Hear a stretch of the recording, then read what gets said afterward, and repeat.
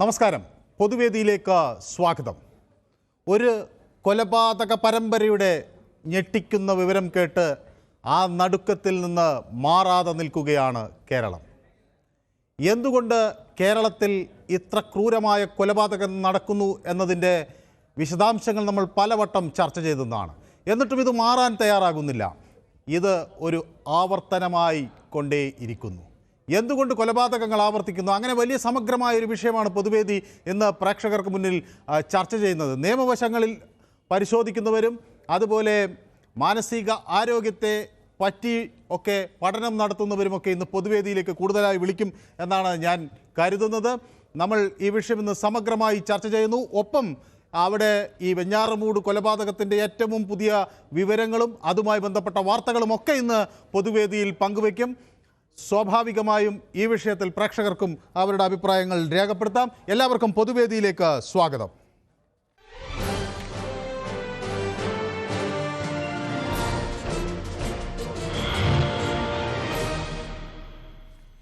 Yes, V Vinod എന്നോടൊപ്പം ആദ്യം ചേരുന്നു. ഈ സംഭവം ഇപ്പോൾ ഏത് തരത്തിലെത്തിയിരിക്കുന്നു വിനോദ്? ഈ യുവാവിൻ്റെ മാനസിക നിലയെ സംബന്ധിച്ചുള്ള വിവരങ്ങൾ പുറത്തു വരുന്നുണ്ടോ? ഒപ്പം ഇയാൾ ലഹരി ഉപയോഗിച്ചു എന്ന കാര്യങ്ങളിൽ ഒരു സ്ഥിരീകരണമുണ്ടായി. എന്ത് തരം ലഹരി, അതെങ്ങനെ ഇയാളെ മാറ്റി? ഈ വിഷയങ്ങൾ ഒക്കെ ഏത് തരത്തിലാണ് വിനോദ് മനസ്സിലാക്കുന്നത്? മനു, ഇപ്പോൾ പ്രത്യേക സംഘത്തെ രൂപീകരിച്ചുള്ള അന്വേഷണ നടപടിയിലേക്കാണ് ഇപ്പോൾ പോലീസ് പോയിട്ടുള്ളത്. 5 ഡിവൈഎസ്പിമാരാണ് അന്വേഷണ സംഘത്തിലുള്ളത്.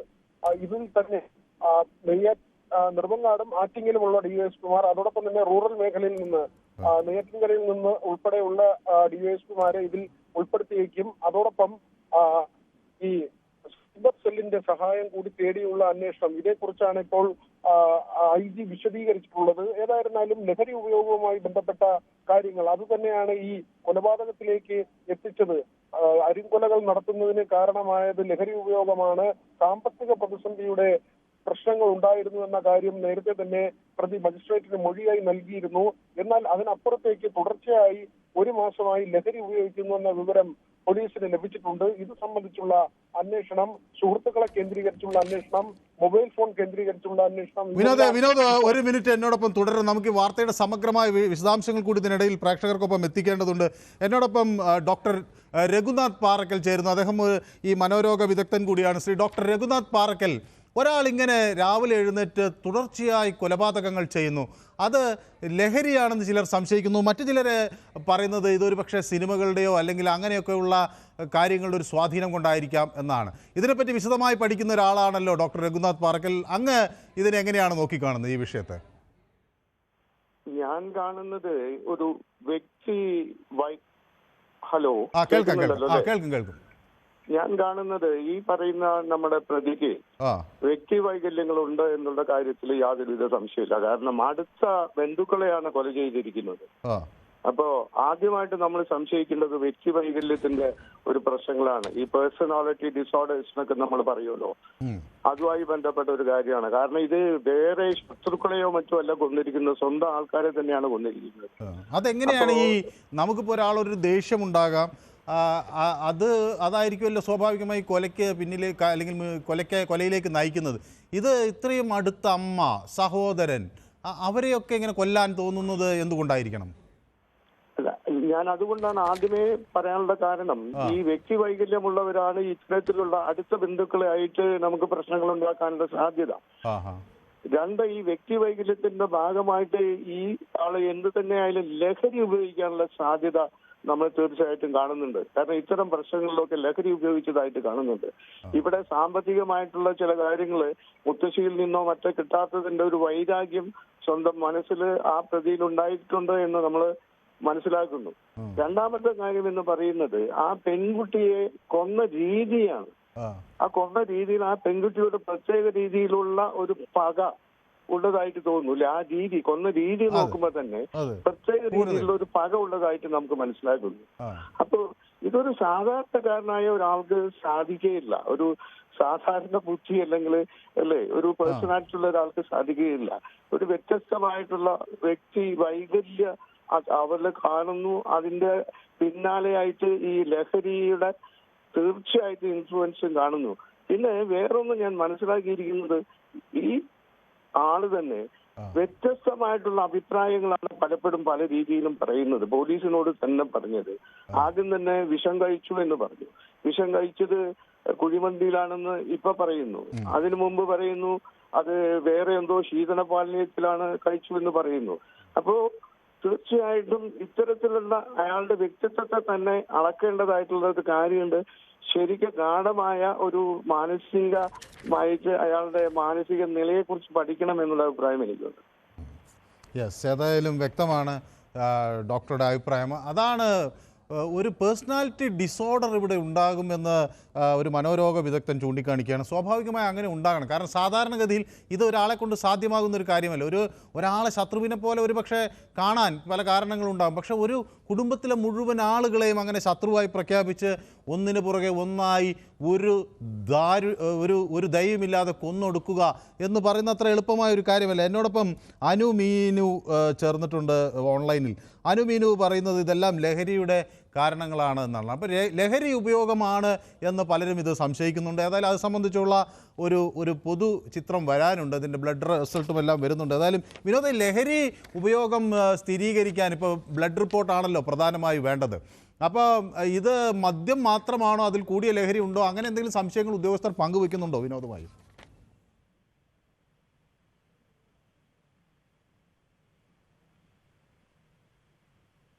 മനു, ഇത് സംബന്ധിച്ചുള്ള വിവരങ്ങൾ, അതായത് ശാസ്ത്രീയ പരിശോധന അല്ലെങ്കിൽ അങ്ങനെയുള്ള നടപടികൾ പൂർത്തിയാക്കിയ ശേഷമേ ലഹരി ഉപയോഗവുമായി ബന്ധപ്പെട്ട് ഏത് തരം വസ്തു ഉപയോഗിച്ചു എന്നതിൽ ഒരു വ്യക്തത വരൂ. എന്നാൽ ഇപ്പോൾ അന്വേഷണ സംഘം പറയുന്നത് ലഹരി ഉപയോഗിച്ചിരുന്നു, തുടർച്ചയായി ലഹരി ഉപയോഗം ഉണ്ടായി എന്ന കാര്യം സ്ഥിരീകരിക്കുന്നുണ്ട്. അങ്ങനെ മാത്രമാണ് ഈ 5 കൊലകൾ എന്ന് പറയുമ്പോൾ സ്വാഭാവികമായും സാധാരണ നിലയിൽ മനോനിലയുള്ള ഒരാൾ ചെയ്യുന്ന കാര്യമല്ല. അവിടെയാണ് തുടക്കം മുതൽ തന്നെ എന്തുകൊണ്ട് ഇങ്ങനെ അരുംകൊലകൾ ചെയ്തു എന്ന കാര്യം വരുന്നത്. സാമ്പത്തിക പ്രതിസന്ധി ഉണ്ട് എന്ന ഒറ്റ കാരണം കൊണ്ട് 3 ഇടങ്ങളിലായി 5 കൊലപാതകങ്ങൾ. മാത്രമല്ല, ഈ ആക്രമിച്ച ആളുകളുടെ എണ്ണം പോലും പോലീസ് സ്റ്റേഷനിൽ പോയി പറയുന്ന സാഹചര്യം ഉണ്ടായി. 6 പേരെ കൊലപ്പെടുത്തി എന്ന കാര്യമാണ് പറയുന്നത്. അമ്മ കൂടി മരിച്ചു എന്ന ഒരു സ്ഥിരീകരണം വരുത്തി ഈ എണ്ണം പോലും അവിടെ പോയി പറയുന്ന. അല്ല വിനോദ്, ഇതിനിടയിൽ ഈ സ്വർണ്ണമാല വാപ്പുമ്മയുടെ കയ്യിൽ നിന്ന് എടുക്കുന്നു അല്ലേ, അത് പണയുടെ ഒരുപാട് സ്ഥാപനത്തിൽ കൊണ്ട് കൊടുത്തു എന്നൊക്കെയുള്ള വാർത്തകൾ വരുന്നുണ്ട്. അതൊക്കെ എത്രമാത്രം ശരിയാണ്? ഇതൊക്കെ എങ്ങനെയാണ് ഒരു മനുഷ്യന് ഒരു കൊല നടത്തി സ്വർണം എടുക്കുന്നു, കൊണ്ടു കൊടുക്കുന്നു, പിന്നെ അടുത്ത കൊല ചെയ്യുന്ന, അതിലൊക്കെ എത്ര സ്ഥിരീകരണമുണ്ട് വിനോദേ? മനു, 23 വയസ്സുള്ള ഒരാൾ മാത്രമാണ് നമ്മൾ ഈ പുതുതലമുറയിൽ പലപ്പോഴും പറയുന്ന ഒരു കാര്യം. എന്തുകൊണ്ട് ഇത് സംഭവിക്കുന്നു എന്നത്, ഈ ന്യൂജൻ എന്ന പ്രയോഗം പോലും അത് ഈ തരത്തിൽ ആക്രമിക്കുക, ആളുകളെ ആക്രമിക്കുക, ലഹരി പദാർത്ഥങ്ങളുടെ ഉപയോഗം, ഈ സിനിമയ്ക്കൊക്കെ ഉള്ള സ്വാധീനം വളരെ വലുതാണ്. നമ്മൾ പലപ്പോഴായി പറഞ്ഞിട്ടുള്ളതാണ്. കഴിഞ്ഞ ദിവസങ്ങളിലൊക്കെ ഉണ്ടായ ഈ കൊലപാതകങ്ങളിൽ നമ്മളിത് സൂചിപ്പിച്ചതാണ്. അടുത്ത് ഇറങ്ങിയ സിനിമകളിൽ ഈ ഗ്യാസ് കുറ്റി കൊണ്ടുപോലും കുഞ്ഞുങ്ങളെ തലയടിച്ച് തകർക്കുന്ന, ഗർഭിണിയുടെ വയറ്റിൽ നിന്ന് കുഞ്ഞിനെ തള്ളി പുറത്തിറക്കി ആ കുഞ്ഞിനെ കാലിൽ തൂക്കി കൊണ്ടുപോകുന്ന വില്ലന്മാരെ ചിത്രീകരിക്കുന്ന മലയാള സിനിമകൾ. അതാണ് വിനോദ്, അതൊരു വലിയ സുപ്രധാന ഘടകമാണ് വിനോദ് ചൂണ്ടിക്കാണിച്ചതുപോലെ. ഈ ക്രൂരതയൊക്കെ എൻജോയ് ചെയ്യുന്ന നമ്മുടെ നാട് എന്നുള്ളത്, ഇത് കാണാൻ യുവാക്കൾ ഇടിച്ചു കയറുകയും ചെയ്യുന്നുണ്ട്. ഏതായാലും ഓൺലൈനിൽ എന്നോടൊപ്പം റഷീദ് ചേരുന്നു. റഷീദ്, ഇത് ഒരു ദുഃഖവാർത്ത എന്ന നിലയിൽ പറയുന്നു. ഷീമ എന്നോട് പറയുന്നത് ഇതെല്ലാം ബോധമില്ലാതെ ചെയ്യുന്നതാണ് എന്നതാണ്. ഇത്ര ഒരു അബോധം ഉണ്ടാകാൻ എന്താണ് കാരണമെന്ന് എനിക്ക് അറിയുന്നില്ല ഷീമ. അതായാലും നമ്മുടെ രാജ്യം, നമ്മുടെ നാട് ഇത് വളരെ ഗൗരവത്തിലെടുക്കേണ്ടതാണ്. ബാലകൃഷ്ണൻ എന്നോടൊപ്പം ചേരും, നമ്മുടെ സ്ഥിരം പ്രേക്ഷകൻ വടകരയിൽ നിന്ന്. ശ്രീ ബാലകൃഷ്ണൻ, ഇങ്ങനെ മനുഷ്യർ ആളുകളെ കൂട്ടത്തോടെ കൊല ചെയ്യുന്നു എന്നൊക്കെ പറയുമ്പോൾ നമ്മുടെ സമൂഹത്തിന് എന്തോ കാര്യമായ പ്രശ്നമുണ്ട് എന്ന ഒരു സംശയമല്ലേ ശ്രീ ബാലകൃഷ്ണൻ ഉരുത്തിരിഞ്ഞു വരുന്നത്? നമസ്കാരം സാർ. നമ്മുടെ യുവത്വത്തെ കുറിച്ച് ആലോചിക്കുമ്പോൾ വളരെ വേദനാജനകമാണ് സാർ. കാരണം മുമ്പ് കാലത്തൊന്നും ഇങ്ങനത്തെ ഒരു സംഭവം ഉണ്ടായില്ല. അത്യാവശ്യം ഒരു കൊലപാതകമല്ലോ, അതും കുടുംബത്തിൽ സ്വന്തം ഉമ്മാനെയും അനുജനെയൊക്കെ വെട്ടി നിൽക്കുന്ന ഒരു സ്ഥിതി ഉണ്ടാകുമ്പോൾ ഇത് ഒന്നുകിൽ മാനസിക വിഭ്രാന്തി ഉണ്ടാവണം അദ്ദേഹത്തിന്, അല്ലെങ്കിൽ മയക്കുമരുന്ന് പോലത്തെ ഏതോ ഒരു എന്നാന്ന് പറയാൻ പറ്റില്ല. അല്ലാതെ ഒരു സ്വബോധത്തിൽ ഒരു മനുഷ്യൻ സ്വന്തം 9 വയസ്സുള്ള സഹോദരൻ, 14 വയസ്സുള്ള സഹോദരനെയെല്ലാം വെട്ടിക്കൊല്ലുക എന്ന് പറഞ്ഞാൽ അത് നമുക്ക് വിശ്വസിക്കാൻ പറ്റുന്നില്ല. വിശ്വസിക്കാൻ കഴിയുന്നില്ല അല്ലേ?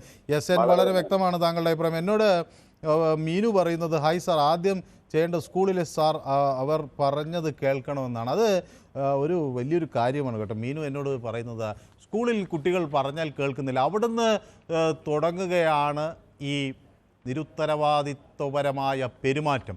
എന്തും ചെയ്യാം, തങ്ങൾക്കൊരു നിയന്ത്രണമില്ല എന്നൊക്കെയുള്ളൊരു ബോധം അവിടെ ഉണ്ടാകുന്നു എന്നൊരു ഒരു ഒരു ഒരു പ്രശ്നം പലരും ചൂണ്ടിക്കാണിക്കുന്നുണ്ട്. എനിക്കോണം ഈ അനുമീനു ഒരു അധ്യാപികയായിരിക്കണം, അതുകൊണ്ടായിരിക്കാം, അല്ലെങ്കിൽ അവർ ഈ സ്കൂളിനെ പറ്റി വളരെ കാര്യമായി പഠിക്കുന്ന ഒരാളായിരിക്കണം, അതുകൊണ്ടായിരിക്കാം ഈ ഒരു വിഷയം അവർ ഉയർത്തുന്നത്. യെസ്, ഏതായാലും ഈ ഒരു പ്രത്യേക അന്വേഷണ സംഘത്തെ രൂപീകരിച്ചിരിക്കുന്നു. 5 DYSPമാർക്കാണ് ചുമതല നൽകിയത്. വി വിനോദ് എന്നോടൊപ്പം തുടരുന്നുണ്ട്. വി വിനോദ്, ഈ 5 DYSP, യെസ്, വിനോദിലേക്ക് ഞാൻ വരാം. 5 DYSPമാരാണ് ഈ വിഷയം അന്വേഷിക്കുന്നത്. ഈ പേരുമലയിലെ അഫാൻ്റെ വീട് കേന്ദ്രീകരിച്ച് അവർ ചില പരിശോധനകളൊക്കെ നടത്തുന്നു. ആയുധം കണ്ടെടുത്തിട്ടുണ്ട്. സൗത്ത് സോൺ IG ഈ കാര്യങ്ങൾ നേരിട്ട് വിശകലനം ചെയ്യുന്നുണ്ട്. ഒപ്പം ഈ കൊലപാതക കേസ് അന്വേഷിക്കാൻ ഒരു പ്രത്യേക സംഘത്തെ രൂപീകരിച്ചു. ഏതായാലും ഈ കൊല ഇവിടെ നടന്നു എന്ന് വ്യക്തമാണ്. അതിൻ്റെ കുറ്റവാളി ആരാണെന്നും വ്യക്തമാണ്. ഇനി നമുക്ക് ഈ സമൂഹത്തിന് അറിയേണ്ടത് പോലെയുള്ള ഒരു ക്രൂരകൃത്യം ഇനി ആവർത്തിക്കാതിരിക്കാൻ ഈ നാട് എന്ത് ചെയ്യണമെന്നാണ്. മൊയ്തീൻ കുഞ്ഞ് എന്നോടൊപ്പം ചേരുന്നത് കായംകുളത്ത് നിന്നാണ് അല്ലേ? ശ്രീ മൊയ്തീൻ കുഞ്ഞ് നമ്മുടെ സ്ഥിരം പ്രേക്ഷകനാണ്. മൊയ്തീൻ കുഞ്ഞ് എന്ത് കരുതുന്നു, ഒറ്റവരിയിൽ ഈ പ്രശ്നം പരിഹരിക്കാൻ, ഇങ്ങനെ ഇത് ആവർത്തിക്കാതിരിക്കാൻ നമുക്ക് എന്ത് ചെയ്യാൻ കഴിയും? ശ്രീ മൊയ്തീൻ കുഞ്ഞ്, ഞാൻ മൊയ്തീൻ കുഞ്ഞിലേക്ക് മടങ്ങി വരാം. ട്രെൻഡ്സ് ഓൺലൈൻ പറയുന്നത് ക്രൂരത ഫിലിമാക്കി കാണിച്ചു കൊടുക്കുന്ന ഒരു ലോകമാണ് നമുക്കുള്ളത്. അത്തരം സിനിമകൾ ബാൻ ചെയ്യണം. സിനിമ എന്നത് സമൂഹത്തിന് നല്ല മെസ്സേജുകൾ കൊടുക്കാൻ വേണ്ടിയാണ് എന്ന് പിന്നെ ട്രെൻഡ്സ് ഓൺലൈൻ പറയുന്നത്. അത് വളരെ ശരിയാണ്. കാരണം സിനിമകൾ നമുക്ക് നല്ല ഒരു സന്ദേശം കിട്ടിയാൽ ഒരുപക്ഷെ അത് ഗുണം ചെയ്യും. ഇതുപോലെയുള്ള ക്രൂരതകളെല്ലാം അവരെ പ്രോത്സാഹിപ്പിക്കുന്നത് ശരിയാണോ എന്ന ചോദ്യം വലിയ തോതിൽ ഉയരുകയാണ്. ഈ ക്രൂരത നമ്മുടെ നാടിന് സഹിക്കാൻ കഴിയുന്നില്ല. ജയകുമാർ പറയുന്നു, സാർ നമസ്കാരം, മദ്യവും മയക്കുമരുന്നും സുലഭമായി ലഭിക്കുന്നു, കൂടാതെ ഇവിടെ സിനിമ സീരിയൽ മന്ത്രാലയവും ഇതിന് കാരണമാകുന്നു എന്നാണ് അദ്ദേഹം പറയുന്നത്. അത് ഒരു കണക്കിന് അതൊരു പ്രധാനപ്പെട്ട കാര്യമാണ്. മദ്യവും മയക്കുമരുന്നിൻ്റെയും ലഭ്യത വർദ്ധിക്കുന്ന ഒരു സാഹചര്യത്തിൽ അത് വലിയ പ്രശ്നങ്ങൾ സൃഷ്ടിക്കുന്നുണ്ട് എന്ന് പ്രേക്ഷകർ അഭിപ്രായപ്പെടുന്നു. അതുപോലെ കവിതാർ RS എന്നോട് പറയുന്നത്, ഇപ്പോഴത്തെ കുട്ടികൾക്ക് ദയയോ കരുണയോ ഇല്ല, അടിസ്ഥാനപരമായ സ്നേഹമോ അവർക്കില്ല, ആരോടും അങ്ങനെ അടിസ്ഥാനപരമായ സ്നേഹമില്ല, അവർക്ക് അവരുടെ ആവശ്യങ്ങൾ നേടി എങ്ങനെയെങ്കിലും എടുക്കണം എന്നുള്ള ഒരു കാര്യം. അത് കവിതാ RSൻ്റെ വിമർശനം വളരെ കൃത്യമാണ്. കാരണം കുട്ടികൾ പലപ്പോഴും അവരുടെ ആവശ്യങ്ങൾ എന്ത് എന്ന് അവർക്ക് തോന്നി അതവർ പറയുന്നു, അതവർ പിന്നെ അത് നേടിയെടുക്കാൻ എല്ലാ കാര്യങ്ങളും ചെയ്യുന്നു. ശശിധരൻ വയലാറിൽ നിന്ന് എന്നോടൊപ്പം ചേരുന്നു. ശ്രീ ശശിധരൻ വയലാർ, താങ്കൾക്ക് ഈ വാർത്ത കേട്ടപ്പോൾ എന്തു തോന്നി? നമ്മുടെ നാട് എങ്ങനെ ഇതിൽ നിന്ന് മോചിതനാകും? ശ്രീ ശശിധരൻ വയലാർ, നമസ്കാരം. ഇന്നലെ തൊണ്ടയ്ക്ക് വല്ല പ്രശ്നം ഉണ്ടായിട്ടാണോ എന്തായിരുന്നെന്ന് അറിയില്ല. ഞാൻ അത്രയ്ക്ക് കഠിനാധ്വാനം ചെയ്തായിരുന്നു. അതിലൊരു കൺഗ്രാജുലേഷൻസ് അറിയിക്കുന്നുണ്ട്. അല്ല, അത് നമ്മുടെ ഒരു സുഹൃത്ത്, അതൊരു വല്ലാത്ത ഫൈറ്റ് ആയിപ്പോയി. കാരണം ഞാൻ ഞെട്ടിപ്പോയി. കാരണം എന്ന് പറഞ്ഞാല് വേണ്ടതായിരുന്നു. കാരണം അല്ല, പക്ഷെ അതുകൊണ്ട് അത് ഫൈറ്റായെന്ന് മാത്രമല്ല കേട്ടോ, അത് വലിയ ദൂരവ്യാപകമായ പ്രശ്നങ്ങൾ ഉണ്ടാക്കി. കാരണം വീണ ജോർജ് എൻ്റെ കൂടെ ജോലി ചെയ്തിട്ടുള്ള ഒരു മാധ്യമ പ്രവർത്തകയാണല്ലോ. സ്വാഭാവികമായും ഇങ്ങനെ നമ്മൾ ആട്ടിപ്പായിച്ചു. ഞാൻ മുഴുവൻ ഏകപക്ഷീയമായിട്ട് ആരും പറയരുത്. ഒരു വിഷയം പറയുമ്പോൾ ഏകപക്ഷീയമായിട്ട് പറയും, ന്യായം പറയാം, ന്യായീകരിക്കാം. ഇത് അങ്ങനെയല്ലല്ലോ. മറുഭാഗത്ത് നിന്ന് അടിക്കണ ഗോൾ എന്ന് പറയുന്നത് സെൽഫ് ബോൾ ഇങ്ങനെ അടിച്ചോണ്ടേ ഇരിക്കല്ലേ. അല്ല, പക്ഷേ ഇതില് ഒരു മിനിറ്റ്, ഞാനിത് എത്രയും പറഞ്ഞ സ്ഥിതിക്ക് ബാക്കിയും കൂടി പറയാം. ഈ വിഷയത്തിൽ മന്ത്രി വീണ ജോർജ് അതിനുശേഷം നേരിട്ട് എന്നെ വിളിച്ചു കേട്ടോ. ഞാൻ അങ്ങനെ അവരെ പറഞ്ഞത്, ഞാനിങ്ങനെ ആട്ടിപ്പായിച്ചിട്ടില്ല, ഞാൻ അങ്ങനെ ചെയ്തിട്ടില്ല. അപ്പോൾ ഞാൻ സ്വാഭാവികമായും പൊതുവേദിയിൽ ചോദിച്ച ചോദ്യം ഞാൻ പറഞ്ഞു, അത് നിങ്ങൾക്ക് തെളിയിക്കാലോ. അപ്പോൾ അവർ പറഞ്ഞു, അത് ഞാൻ കേസ് കൊടുക്കും. മാത്രമല്ല, ആശാ വർക്കർമാർ അല്ലെങ്കിൽ ആശമാർ വരുന്നതിനോടോ എന്നെപ്പറ്റി എന്തെങ്കിലും പറയുന്നതിനോടോ എനിക്ക് പ്രശ്നമില്ല. പക്ഷേ ആശമാരല്ലാത്ത ആളുകൾ, SUCയെയും മറ്റുമൊക്കെ ആളുകൾ അവരെ വ്യക്തിപരമായി അറ്റാക്ക് ചെയ്യുന്നു, അവരുടെ കുട്ടികളെക്കുറിച്ച് പറയുന്നു, ഭർത്താവിനെ കുറിച്ച് പറയുന്നു. അപ്പോൾ അതൊക്കെ ശരിയാണോ എന്നോട് ഞാൻ പറഞ്ഞു, അതിനോട് ഞാൻ യോജിക്കുന്നില്ല. ഇതൊരു രാഷ്ട്രീയ വിഷയമാണ്, ഇതൊരു ഭരണപരമായ വിഷയമാണ്. ആ വിഷയത്തിൽ മനുവിനൊരു കാര്യം പറയാൻ പാടില്ലായിരുന്നു. സുഹൃത്തെ, ഇതൊന്ന് തീർക്കാൻ പറയാൻ പാടില്ലായിരുന്നു. അല്ല, അത് ഞാൻ പറഞ്ഞു. പിന്നെ സ്വാഭാവികമായും അവർക്ക് അവരുടേതായ ഒരു പരിധിക്കകത്ത് നിന്നല്ലേ നിന്നല്ലേ കാര്യങ്ങൾ ചെയ്യാൻ കഴിയുന്നുള്ളതല്ല. ഞാൻ അതിനോട് യോജിക്കുന്നില്ല. എന്നാലും പറയുകയാണ് ഞാൻ പറഞ്ഞു, പക്ഷേ അനുതാപപൂർവ്വമായി ഇത് പരിഹരിക്കേണ്ട ഒരു ഉത്തരവാദിത്തമില്ലേന്ന്. അപ്പോൾ അവരതിന് ശ്രമിക്കും എന്നാണ് എന്നോട് പറഞ്ഞത്. ഈ വിഷയത്തിൽ പറയുമ്പോഴേ ഇന്നലെ രാത്രി സത്യം പറഞ്ഞാൽ കേരളീയർക്ക് ഉറക്കം നഷ്ടപ്പെട്ട ഒരു രാത്രിയായിരുന്നു. കാരണം എന്താ പറഞ്ഞാൽ ആദ്യ സംഭവം ഞാൻ എന്റെ 72 വർഷ ജീവിതത്തിൽ കേട്ടിട്ടില്ല ഇങ്ങനെ ഒരു സംഭവം. റിപ്പർ ചന്ദ്രനെ കേട്ടിട്ടുണ്ട്, എല്ലാവരും തലക്കടിച്ച് കൊന്നൊക്കെ. അത് പല ആളുകൾ ഒരു ബന്ധമില്ലാത്ത ആളുകളൊക്കെ കൊന്നിട്ടുണ്ട്. പക്ഷെ ഇത് അതുപോലത്തെ ഒരു ജന്മം പിന്നെ ഉണ്ടായെന്ന് പറഞ്ഞാൽ ഈ ലഹരി എന്ന് പറയുന്നതിന്റെ മനു ഈ ഇന്ന് കേരളത്തിലെ ഏറ്റവും വലിയൊരു ഒരു ബോംബാണ്. കാരണം എന്ന് പറഞ്ഞാൽ ഇതിപ്പോ ഈ വിഷയം കഴിഞ്ഞ് ഇത് തണുത്ത് കഴിയുമ്പോഴത്തേക്ക് ഇത് ഇവിടെ ക്ലോസ് ചെയ്തിട്ട് ഇത് നിർത്തിക്കളയത്. ഇതെന്താണ് ഇനി മേലെ ഇങ്ങനെ ആവർത്തിക്കരുതെന്ന് ഗൗരവത്തിൽ തന്നെ ഈ സർക്കാരും ഇവിടുത്തെ രാഷ്ട്രീയ കക്ഷികളും എല്ലാവരും കൂടെ ഒന്നിച്ചിരുന്നുകൊണ്ട് കക്ഷിഭേദമന്യേ ഇതിനെപ്പറ്റി ഒരു ചർച്ച നടത്തണമെന്നാണ് എന്റെ അഭിപ്രായം. അതിനകത്ത് വല്ല അഭിപ്രായ വ്യത്യാസം ഉണ്ടായിരുന്നു പിന്നിൽ ഉറപ്പാണ്. എന്ന് പറയാൻ പറ്റില്ല. സ്വബോധത്തോടെ ഒരു മനുഷ്യൻ ഒരിക്കലും ഇങ്ങനെ സ്വന്തം സഹോദരനെ, അതായത് പിന്നെ സ്കൂൾ വിട്ട് വന്ന ഒരു കുഞ്ഞിനെ ഭക്ഷണം മേടിച്ചു കൊടുത്താൽ കഴിക്കാൻ പോലും അവസരം കൊടുക്കാതെ ജീവൻ എടുക്കുക എന്നൊക്കെ പറയുമ്പോഴത്തേക്കും എത്ര ആലോചിച്ചിട്ട് നമുക്ക് മനസ്സിലാകുന്നില്ല, ഉൾക്കൊള്ളാൻ പറ്റുന്നില്ല. ഈ ചോദ്യം ഇപ്പൊ മുഴങ്ങിക്കൊണ്ടിരിക്കുകയാണ് അന്തരീക്ഷം. നിങ്ങൾ ചോദിക്കുന്ന ഈ ചോദ്യം ഇതിന്റെ കാരണം എന്താണ്? വ്യക്തമാണ്.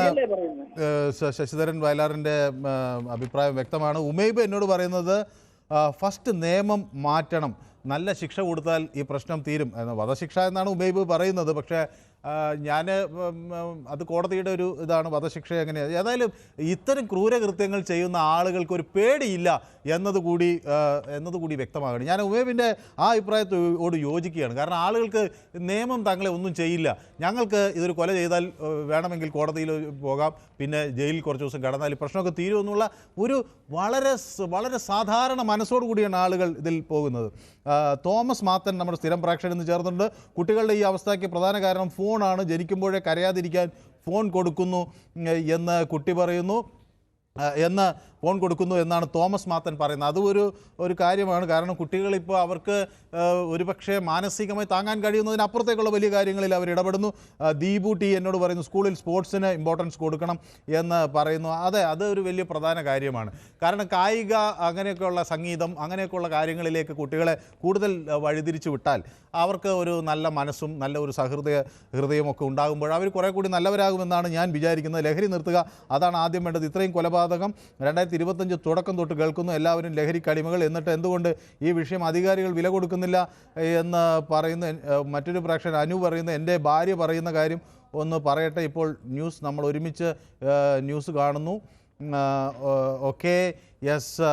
ഏതായാലും അനു മീനു, നിങ്ങൾക്ക് പൊതുവേദിയുടെ അഭിവാദ്യങ്ങൾ. നിങ്ങൾ ഈ പൊതുവേദിയുടെ ഒരു വലിയ സന്തോഷം എന്ന് വെച്ചാൽ കുടുംബങ്ങൾ ഒരുമിച്ചിരുന്ന് പൊതുവേദി കാണുന്നു എന്നുള്ളതാണ്. പലപ്പോഴും പൊതുവേദിയിലേക്ക് വിളിക്കാൻ ഭാര്യയെ ഭർത്താവ് സഹായിക്കുന്നു, ഭർത്താവിനെ ഭാര്യ സഹായിക്കുന്നു, മക്കൾ ആ സമയത്ത് അവരുടെ TV ഒഴിവാക്കി പൊതുവേദി കാണാൻ വീട്ടിലെ പ്രായമായ അവർ കൊടുക്കുന്നു. അങ്ങനെയൊക്കെ കേൾക്കുമ്പോൾ സത്യത്തിൽ വലിയ സന്തോഷമാണ്. ഈ പൊതുവേദി ഒരു പബ്ലിക് എഡ്യൂക്കേഷൻ പ്ലാറ്റ്ഫോം എന്ന നിലയിലാണ് നമ്മൾ ഉദ്ദേശിക്കുന്നത്. അതുകൊണ്ട് അനുവിൻ്റെയും മീനുവിൻ്റെയും ഒക്കെ പ്രതികരണങ്ങൾക്ക് വലിയ പ്രാധാന്യമുണ്ട്. ദാസൻ കണ്ണൂരിൽ നിന്ന്, ശ്രീ ദാസൻ, അങ്ങക്കിത് കേട്ടിട്ട് എന്ത് തോന്നി? മൊത്തം മനുഷ്യന്റെ മാനസികാവസ്ഥക്ക് കുറെ ആൾക്കാർക്ക് ഭ്രാന്ത്, കുറെ ആൾക്കാർക്ക് നഷ്ടഭ്രാന്ത്, കുറച്ചാൾക്ക് ഭ്രാന്ത് തുടങ്ങിയിരിക്കുന്നത്. എനിക്ക് തോന്നുന്നു ഈ കോവിഡ് വാക്സിനാണ് അതിന് കാരണം സംശയമുണ്ട്. നമ്മൾ പെട്ടെന്ന് ഒറ്റവാക്കില് നമ്മുടെ കുട്ടികളെ കുറ്റപ്പെടുത്തുന്നത് എന്തോ ഒരു മൊത്തം ഒരു പ്രശ്നം ഉണ്ടായിട്ടുണ്ട്. യെസ്, ഏതായാലും വ്യക്തമാണ്. അത് ഒരുപക്ഷെ നമുക്ക് അതിനെപ്പറ്റി ഒരു വിശദമായ പഠനം ആവശ്യമാണ്. എന്താ നമുക്ക് അങ്ങനെ പറയാൻ പറ്റുമെന്ന് എനിക്കറിയില്ല.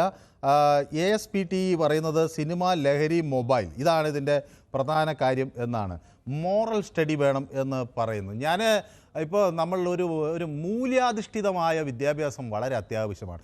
എങ്ങനെയും സമ്പന്നനാകുക, ഏതെങ്കിലും തരത്തിലൊരു ജോലി സമ്പാദിക്കുക, ഇലക്ട്രോണിക് ഗാഡ്ജറ്റുകൾ വാങ്ങിക്കൂട്ടുക എന്നതിനപ്പുറത്തേക്ക് നല്ല മനുഷ്യനായി ജീവിക്കാൻ പഠിപ്പിക്കുന്നൊരു വിദ്യാഭ്യാസ സംവിധാനം വളരെ പ്രധാനപ്പെട്ടതാണ്. എന്നോടൊപ്പം ഒരു പ്രേക്ഷകൻ ബാംഗ്ലൂരിൽ നിന്ന് ചേരുന്നത് ജോസഫാണ്. ശ്രീ ജോസഫ്, ബാംഗ്ലൂരിൽ നിന്ന് പൊതുവേദി കാണുന്നു, സ്ഥിരം പ്രേക്ഷകനാണ്, ഒക്കെ എനിക്കറിയാം. വളരെയധികം സന്തോഷം തോന്നുന്നതാണ് ജോസഫിൻ്റെ പേര് ഇങ്ങനെ നമ്പറിൽ കാണുമ്പോൾ. ശ്രീ ജോസഫിന് ഈ സംഭവം കേട്ടിട്ട് എന്ത് തോന്നുന്നു? ശ്രീ ജോസഫ്, വൻ നഗരങ്ങളിൽ നടക്കുന്ന തരത്തിലേക്ക് കേരളവും ഇങ്ങനെ കൊലകേന്ദ്രങ്ങളായി മാറുകയാണ്. ഇതിനോടനുബന്ധിച്ച് പറയുമ്പോൾ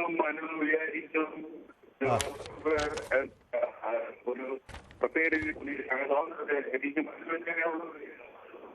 ആളുകൾ അങ്ങനെ അങ്ങ് പ്രകീർത്തിക്കുന്ന എനിക്ക് തോന്നുന്നു ടെലിഫോൺ ലൈനിൽ എന്തോ പ്രശ്നമുണ്ടെന്ന്. ജോസഫ് തിരിച്ചു വിളിക്കണം, നമുക്ക് കൂടുതൽ സംസാരിക്കാനുണ്ട്. പിന്നെ ദിവ്യ എന്നോട് പറയുന്നു ലഹരി നിർത്തണം എന്ന് പറയുന്നു. ദിവ്യ മേരി പറയുന്നത് ലഹരിയാണ് പ്രധാന കാര്യം എന്ന് പറയുന്നു. അതോടൊപ്പം നിരവധി പ്രേക്ഷകരുടെ കമൻറ്റും വരുന്നുണ്ട്. ഉണ്ണികൃഷ്ണൻ കൊല്ലത്തുനിന്നാണ് വിളിക്കുന്നത് അല്ലേ?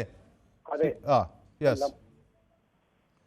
ഉണ്ണികൃഷ്ണൻ, ഈ വാർത്ത കേട്ടിട്ട് എന്ത് തോന്നുന്നു? നമ്മുടെ നാട്ടിൽ യുവാക്കൾ ഇങ്ങനെ വഴിതെറ്റി പോകാനുള്ള പ്രധാന കാരണം എന്താണ്? നിയമത്തെ ഭയമില്ലാത്തത് കൊണ്ടാണോ ഉണ്ണികൃഷ്ണൻ? നമ്മളെ ന്യൂസ് 18 എന്തായാലും അസാധ്യമായ രീതിയിൽ ഭയങ്കരമായിട്ട് ജനങ്ങളുടെ ഇടയിൽ വ്യാപിച്ചു കിടക്കുകയാണ് കേട്ടോ, ഭയങ്കരമായിട്ട്. അത് ആദ്യം പറഞ്ഞേ പറ്റും. കാര്യം സാധാരണക്കാരൻ എന്തെങ്കിലും പറയാനുണ്ടെങ്കിൽ അവന്റെ മനസ്സിൽ തുറന്നടിച്ച് പറയാനുള്ള ഒരു സംഭവം ഭയങ്കരമായിട്ട് 1 മണിക്കൂർ 1.5 മണിക്കൂർ 2 മണിക്കൂറൊക്കെ ആയി ഏറ്റവും നല്ല ഒരു പ്രോഗ്രാമിനുള്ള അവാർഡ് ചിലപ്പോൾ ഇന്ത്യയിൽ വരുമ്പോഴത്തേക്ക് ന്യൂസ് 18 വരും. ഇതിന്റെ പ്രധാന കാരണം അങ്ങയുടെ നാവ് പൊന്നാകട്ടെ. നമുക്കിത്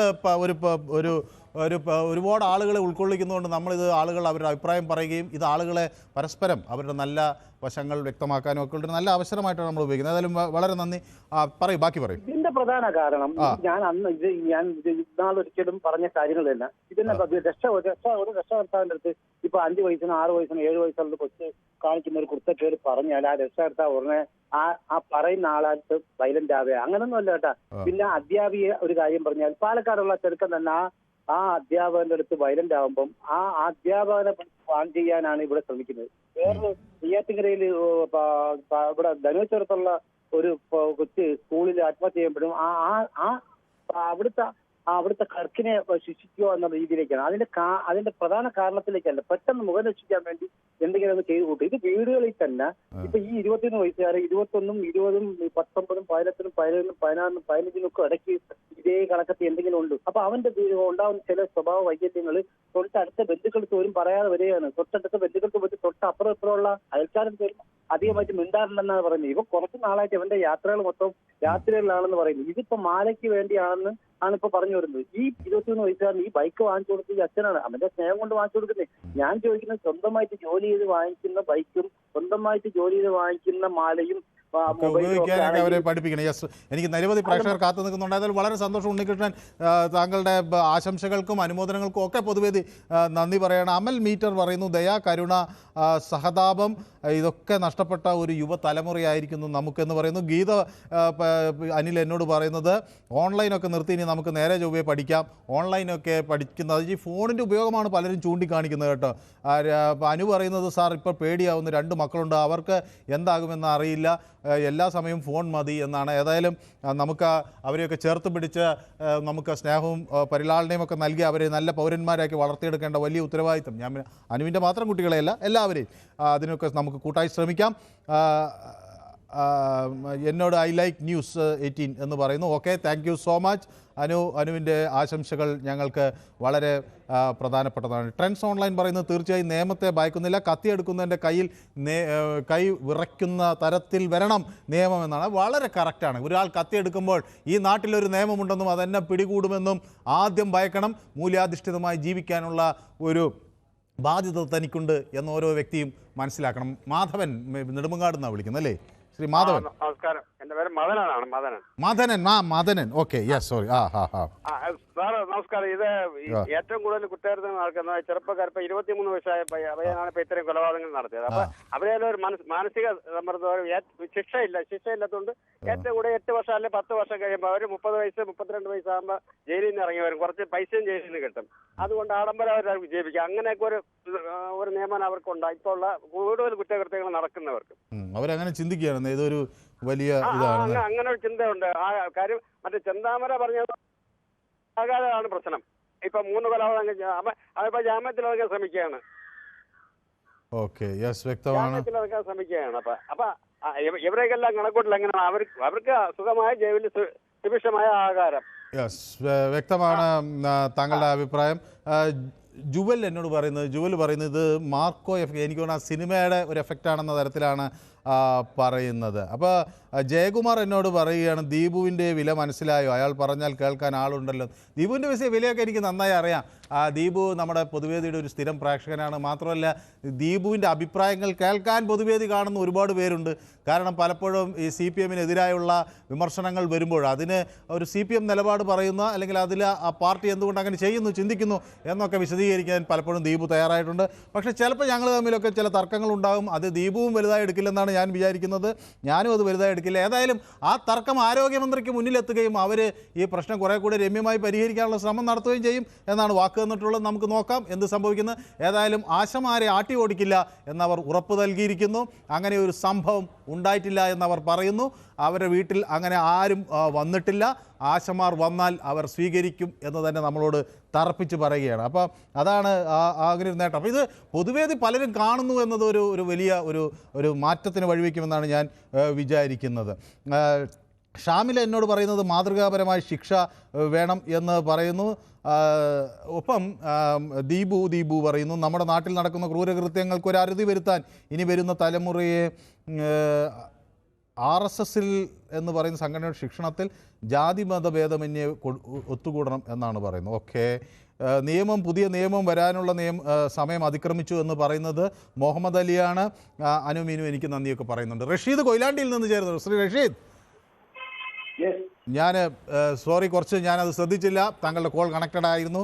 ശ്രീ റഷീദിന് ഒരല്പം കാത്തു നിൽക്കേണ്ടി വന്നു. പക്ഷേ റഷീദ് നമ്മുടെ സ്ഥിരം പ്രേക്ഷകനാണ്. അപ്പോൾ സ്വാഭാവികമായി പ്രശ്നങ്ങളൊക്കെ അറിയാവുന്ന ഒരാളാണ്. ശ്രീ, അങ്ങക്ക് ഈ കൊലപാതകത്തെ സംബന്ധിച്ചുള്ള ഈ ക്രൂരകൃത്യങ്ങളെ സംബന്ധിച്ച് കേട്ടപ്പോൾ എന്ത് തോന്നി ശ്രീ റഷീദ്? മനു, വളരെ ഭയപ്പെടുത്തുന്നതും ഭീതിപ്പെടുത്തുന്നതുമായ സംഭവങ്ങളാണ് നിങ്ങൾ കാണിച്ചുകൊണ്ടിരിക്കുന്നത്, പറഞ്ഞുകൊണ്ടിരിക്കുന്നത്. ഒരു സ്ഥലത്ത്, അതായത് തിരുവനന്തപുരത്തെ വെഞ്ഞാറമ്മൂടില് 6 മണിക്കൂറിനുള്ളിൽ 5 കൊലപാതകം. ഒരാൾ മരിച്ചിട്ടുണ്ടെന്നും പറയുന്നു, മരിച്ചിട്ടില്ലെന്നും പറയുന്നു. ആ രീതിയിലേക്ക് ലഹരി വല്ലാതെ നമ്മുടെ രാജ്യത്തെ പിടിമുറുക്കിയിരിക്കുന്നു എന്ന് തന്നെയാണ് പറയേണ്ടത്. അതിന്റെ രാസപരിശോധനയും മറ്റൊക്കെ വൈകിട്ട് വരും എന്ന് തന്നെയാണ്. ഇത് എന്ത് തന്നെയായാലും ഒരു സ്വബോധമുള്ള ഒരാൾക്ക് ചെയ്യാൻ കഴിയാത്തതാണ് ചെയ്തിട്ടുള്ളത്. അത് തീർച്ചയായും ലഹരിയിൽ നിന്ന് വന്നതാകാനാണ് കൂടുതൽ സാധ്യത. നമുക്ക് ചുറ്റും നാം മനസ്സിലാക്കേണ്ടത്, എന്റെയും മനുവിന്റെയും ചുറ്റിലും, നാടിന്റെ ചുറ്റിലും ഈ അഫാന്മാർ വിലസുന്നുണ്ട് എന്ന കാര്യം നാം ഓരോരുത്തരും മനസ്സിലാക്കണം. എല്ലാ ജനങ്ങളും ഈ കാര്യത്തിൽ വളരെ ജാഗരൂകരായിരിക്കണം എന്ന് മാത്രമല്ല, അയൽക്കൂട്ടങ്ങളും നാട്ടുകൂട്ടങ്ങളും ഗ്രാമസഭകളും ഒക്കെ വിളിച്ചു ചേർത്തിട്ട് ഇതിനെതിരെ ശക്തമായ ഒരു പ്രതിരോധം സൃഷ്ടിക്കേണ്ട സമയം അതിക്രമിച്ചിരിക്കുന്നു. അതല്ലെങ്കിൽ ഇന്നല്ലെങ്കിൽ നാളെ നമ്മുടെ അരികിലേക്കും ഈ ഒരു സംഭവം വന്നുകൂടായില്ല. ആ രീതിയിലേക്ക് നമ്മുടെയൊക്കെ ചിന്ത വരണം. അതിനുള്ള പ്രവർത്തനങ്ങൾ ഞാൻ ധാരാളം പ്രേക്ഷകർ നമുക്ക് വേണ്ടി കാത്തു നിൽക്കുന്നത് കൊണ്ടാണ്. റഷീദ് തിലകൻ തൃപ്പൂണിത്തറയിൽ നിന്നുണ്ട്. Shri Thilakan, good evening. Yes, വളരെ ചുരുങ്ങിയ വാക്കുകൾ. നമുക്ക് ഒരുപാട് പ്രേക്ഷകരുണ്ട്. നമ്മൾ സ്ഥിരം സംസാരിക്കുന്ന ആളുകളാണല്ലോ. നമുക്ക് ഇനി ഒരു ദിവസം നമുക്ക് വിശദമായി സംസാരിക്കാം. ചുരുങ്ങിയ വാക്കുകളിൽ ഈ കുറ്റകൃത്യം കണ്ടപ്പോൾ ശ്രീ തിലകന് എനിക്കറിയാം, ഒരു മോറൽ ഇതൊക്കെ പ്രാധാന്യമൊക്കെ കൊടുക്കുന്ന ആളാണ്, ഒരു മൂല്യാധിഷ്ഠിതമായി ചിന്തിക്കുന്ന ഒരാളാണ്. താങ്കൾക്ക് എന്ത് തോന്നി? 2 വാക്കിൽ ഒതുക്കുക. 1 ദുഃഖം രേഖപ്പെടുത്തുന്നത്, 2 അമ്മയ്ക്ക് വേണ്ടി പ്രാർത്ഥിക്കുന്നത്, 3 പകയും വെറുപ്പും. പകയും വെറുപ്പിന്റെ ആരംഭം ഗർഭപാത്രമാണ്. ഗർഭപാത്രത്തിൽ നിന്ന് പുറത്തേക്ക് വരുന്ന ആ കുഞ്ഞ് കണ്ടുപഠിക്കുന്ന അച്ഛനും അമ്മേനും ലഹരി മാത്രമല്ല, വിദ്യാഭ്യാസത്തിന്റെ കുറവല്ല, മറിച്ച് പകയും വെറുപ്പുമില്ലാത്ത ഒരു തലമുറ ഇന്ന് നാളെ വരട്ടെ. പകയും വെറുപ്പിനെ അവനവൻ കൊല്ലുകയാണെങ്കിൽ മറ്റൊരുത്തിനെ കൊല്ലാൻ പറ്റില്ല. സ്വമേധേ അവന്റെ ഉള്ളിലുള്ള പകയും വെറുപ്പും അഹങ്കാരത്തെ അവനവൻ ദിനം പ്രതി കൊല്ലുമ്പോൾ മറ്റൊരുവനെ കൊല്ലാൻ ഒരിക്കൽ അവൻ ആയുധമെടുക്കില്ല എന്നാണ് എനിക്ക് പറയാനുള്ളത്. യെസ്, വ്യക്തമാണ് തിലകൻ. വളരെ സന്തോഷം. പെട്ടെന്ന് തന്നെ വളരെ ചുരുങ്ങിയ വാക്കുകളിൽ അത് പറഞ്ഞു. ജെറി തിരുവല്ലയിൽ നിന്ന് വിളിക്കുന്നു. ജെറി സാറേ, ഇത്തരം ആക്ഷന്റെ പുറകില് ഒരു ട്രിഗർ എന്തായാലും ഉണ്ട്. ട്രിഗർ എന്ന് പറയുമ്പോൾ ഇവന് തുടങ്ങുന്നത് പാർട്ടിലോ സിഗരറ്റിലോ ഒക്കെ ആയിരിക്കാം. പക്ഷെ ഈ തുടങ്ങുന്ന സമയം തന്നെ ഒരു വീട്ടുകാരായ നമുക്ക് ഇവന്റെ ബിഹേവിയർ ചേഞ്ച് മനസ്സിലാക്കുവാൻ കഴിയും. അപ്പൊ അങ്ങനെ ഇവര് മെന്റലി വീക്ക് ആണെന്ന് നമ്മൾ കാണുമ്പോൾ തന്നെ നമ്മൾ ഇവരെ മാനസിക ആരോഗ്യ കേന്ദ്രത്തിലേക്ക്, അല്ലെങ്കിൽ ഒരു നല്ലൊരു ഹെൽത്ത് സ്പെഷ്യലിസ്റ്റ്, നമ്മുടെ സൈക്കോളജി അടുക്കലേക്ക് കൂടി കാണിക്കണമെന്നും, അതോടൊപ്പം തന്നെ ഇവൻ ഈ ലഹരിയിലെ പദാർത്ഥം ഉപയോഗിച്ച് കൂടുമ്പോൾ തന്നെ ഇവന്റെ മുമ്പിൽ നിൽക്കുന്ന ഉമ്മയാണെന്നോ ഉപ്പയാണെന്നോ തിരിച്ചറിയാൻ കഴിയാത്ത ഒരവസ്ഥ സാഹചര്യത്തിലേക്ക് വരികയാണ് അല്ലേ? ലഹരിയാണ് ഇതിൻ്റെയൊക്കെ ഒരു പ്രധാന പ്രശ്നം എന്നാണ് ഞാൻ വളരെയധികം പ്രേക്ഷകർ എന്നുള്ളതുകൊണ്ടാണ് ജെറി നമുക്കൊരു ദിവസം വിശദമായി കൂടുതൽ സംസാരിക്കാം. ഷാനിബ എന്നോട് പറയുന്നത് ഇവനെ വെറുതെ വിടരുത് എന്ന് പറയുന്നു. ഷാനിബ, പക്ഷേ ഇവനെ വെറുതെ ഇനി വിട്ടിട്ടെന്ത് കാര്യം? അല്ലെങ്കിൽ അല്ലെങ്കിൽ വെറുതെ വിടാതിരുന്നിട്ട് എന്ത് കാര്യം? 6 പേരാണ് ഇപ്പോൾ പ്രതിസന്ധിയിലായിരിക്കും. ഒരാൾ വളരെ ഗുരുതരാവസ്ഥയിൽ, 5 പേർ മരിക്കുകയും ചെയ്തിരിക്കുന്നു. അപ്പോൾ ഇതിൽ നമുക്ക് എന്ത് ചെയ്യാൻ കഴിയും? ഓക്കെ, സുരേന്ദ്രൻ തൃശ്ശൂരിൽ നിന്ന് നമുക്കൊപ്പം ചേരുന്നുണ്ട്. സുരേന്ദ്രൻ, ചുരുങ്ങിയ വാക്കുകൾ, എനിക്കൊരു ഇടവേളയിലേക്ക് പോകേണ്ടതുണ്ട്. പക്ഷേ സുരേന്ദ്രൻ ആയതുകൊണ്ട് നമുക്ക് അങ്ങനെ പെട്ടെന്ന് ഞാൻ ആ ഇടവേള ഒന്ന് നീക്കി വെച്ചിരിക്കുകയാണ്. സുരേന്ദ്രൻ നമ്മുടെ സ്ഥിരം പ്രേക്ഷകനുമാണ്. സുരേന്ദ്രൻ, എന്ത് തോന്നി ഈ വിഷയം കേട്ടപ്പോൾ? നമസ്കാരം സാറേ. ഞാൻ നോക്കിയിട്ട് ഇതില് മറ്റേ ലഹരി മാത്രമല്ല, അങ്ങനെയാണെങ്കിൽ നമ്മളെ കഷായം കേസ്, അതുമാതിരി തന്നെ കൂടത്തായി ജോളി കേസൊക്കെ ഉണ്ട്. അവരൊന്നും ഈ ലഹരി ഉപയോഗിച്ചിട്ടല്ല. ഇത് ആ തലമുറയുടെ ഒരു പ്രത്യേകതയാണ്. നമ്മളൊക്കെ വളർന്നു വന്ന തലമുറകളുണ്ടല്ലോ, അവിടെ വീട്ടുകാരെ പേടിക്കുന്നുണ്ട്, അച്ഛനമ്മയും ബഹുമാനമുണ്ട്, സ്കൂൾ ടീച്ചർമാരെ ബഹുമാനമുണ്ട്. ഇവരൊക്കെ ബഹുമാനിച്ചും ഇന്ന് നാട്ടിലെ ഒരാളെയും പേടിയില്ല, നിയമത്തെ പേടിയില്ല, ഒന്നിനും പേടിയില്ല. ഈ കുട്ടി ആത്മഹത്യക്ക് ഇതിനു മുന്നേ ശ്രമിച്ചിട്ടുണ്ട്. അന്ന് ഇവരെ എന്താ ഒന്നും ചെയ്തിട്ടുണ്ടാവില്ല. ഈ കുട്ടി ഇതിനു മുന്നേ ഒരു മൊബൈൽ എന്ത് മേടിച്ചു കൊടുക്കാത്തതിന് ആത്മഹത്യക്ക് അവിടെ ഒരു ഇതുണ്ടായിട്ടുണ്ട്. അപ്പൊ എല്ലാ കാര്യങ്ങളും നടത്തി പിന്നെ മറ്റു ഇത്രയായപ്പോ വലുതായപ്പോ അത് കിട്ടാണ്ടായപ്പോഴുള്ള പകയും കാര്യങ്ങളാണ് ഉള്ളത്. പക്ഷെ നമ്മുടെ കാലത്ത് അതുമാതിരി തന്നെ കാമുകിമാരെ മംഗളം നേർന്നിട്ടാണ് നമ്മൾ അയക്കാറ്. അവിടെ ആസിറ്റും ഇതൊന്നും അയക്കാറില്ല. നമ്മൾ പാട്ടുകൾ കേട്ടിട്ടുണ്ടല്ലോ, മംഗളം നേരുന്നു എന്ന് പറഞ്ഞിട്ടാണ് നമ്മൾ ചെയ്യാറ്. എനിക്ക് പറയുള്ളൂ, സമയമില്ലാത്ത വ്യക്തമാണ്. ഒരു ചെറിയ ഇടവേള അനിവാര്യമായത് കൊണ്ടാണ് തോമസ് പറയുന്നത്. അധ്യാപകർക്ക് കുട്ടികളെ നന്മയിലേക്ക് നയിക്കുന്നതിൽ നല്ല പങ്കുണ്ട് എന്ന് പറയുന്നു. ഇന്ന് അധ്യാപകർ നിശബ്ദരായിരിക്കുന്നു. വടികൊണ്ട് തല്ലിയാൽ അവർ കേസിൽപ്പെടും. ഞാൻ ചൂരലിന് ഒരുപാട് അടി വാങ്ങിയിട്ടുണ്ട് എന്ന് പറയുന്നു. അങ്ങനെ പക്ഷെ കുട്ടികളെ തല്ലുന്നതിനോട് എനിക്ക് യോജിപ്പില്ല. അവർ നമ്മൾ ഉപദേശിച്ചൊക്കെ ശരിയാക്കാൻ നോക്കാം. ഏതായാലും നന്നാക്കണമെന്നുള്ള അഭിപ്രായക്കാരൻ തന്നെയാണ് ഞാനും. ആർട്ട് ഗാലറി പറയുന്ന ഭരണഘടനയിൽ പറയുന്ന മനുഷ്യരുടെ ജീവനും സ്വത്തിനും സംരക്ഷണം നൽകും. എന്നാൽ ഒരു സംരക്ഷണവും അവർക്ക് കിട്ടുന്നില്ല. നിയമം കടലാസിൽ കറങ്ങി നടക്കുന്നു. കുറ്റവാളികൾ കൂടി വരുന്നു എന്ന് പറയുന്നു. ആര്യ എന്നോട് പറയുന്നു, മുൻപിൽ നിൽക്കുന്ന ആളെപ്പോലും തിരിച്ചറിയാൻ കഴിയാത്ത വിധം ആയിപ്പോയി നമ്മുടെ കുട്ടികൾ എന്ന് പറയുന്നു. ഈ ലഹരി ഉപയോഗിക്കുന്ന കുട്ടികളെയാണ്. Okay, yes. ഏതായാലും ഒരു ചെറിയ ഇടവേള അനിവാര്യമാണ്. കൂടുതൽ ആളുകളുണ്ട്. നമുക്ക് വാർത്തയുടെ കൂടുതൽ വിവരങ്ങൾ കൂടി പുറത്തു വരാണ്ട് വിനോദ് കൂടി എന്നോടൊപ്പം ചേരും. ഷംന അവിടെയുണ്ട്. നമുക്ക് അവരിലേക്കൊക്കെ ഒന്ന് പോകണം. ഞാൻ തിരിച്ചു വരാം. ഒരു ഷോർട്ട് ബ്രേക്ക്.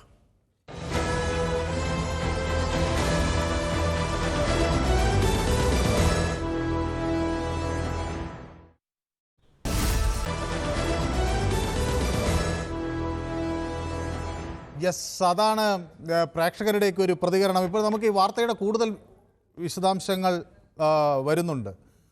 ഒപ്പം ഞാൻ വിനോദിലേക്ക് കൂടി പോകണം. അതിനു മുമ്പ് അഡ്വക്കേറ്റ് മനു വിൽസൺ അല്ലേ?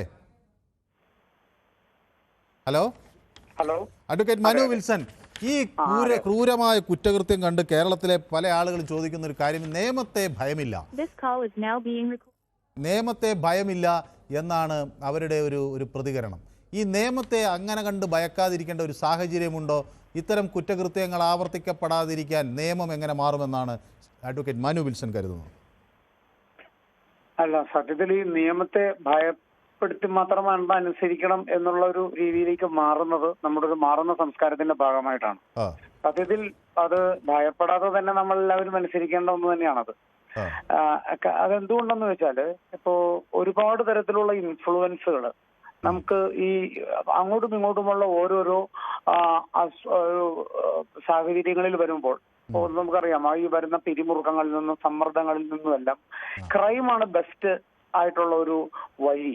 അതിൽ നിന്നും രക്ഷപ്പെടാനായിട്ടുള്ള ഏറ്റവും നല്ലൊരു മാർഗം ക്രൈം ആണെന്ന് പറയുന്ന ഒരു പൊതുവായിട്ട് അത്തരത്തിലുള്ള ഒരു ജോണർ ക്രിയേറ്റ് ചെയ്യപ്പെട്ടിട്ടുണ്ട്.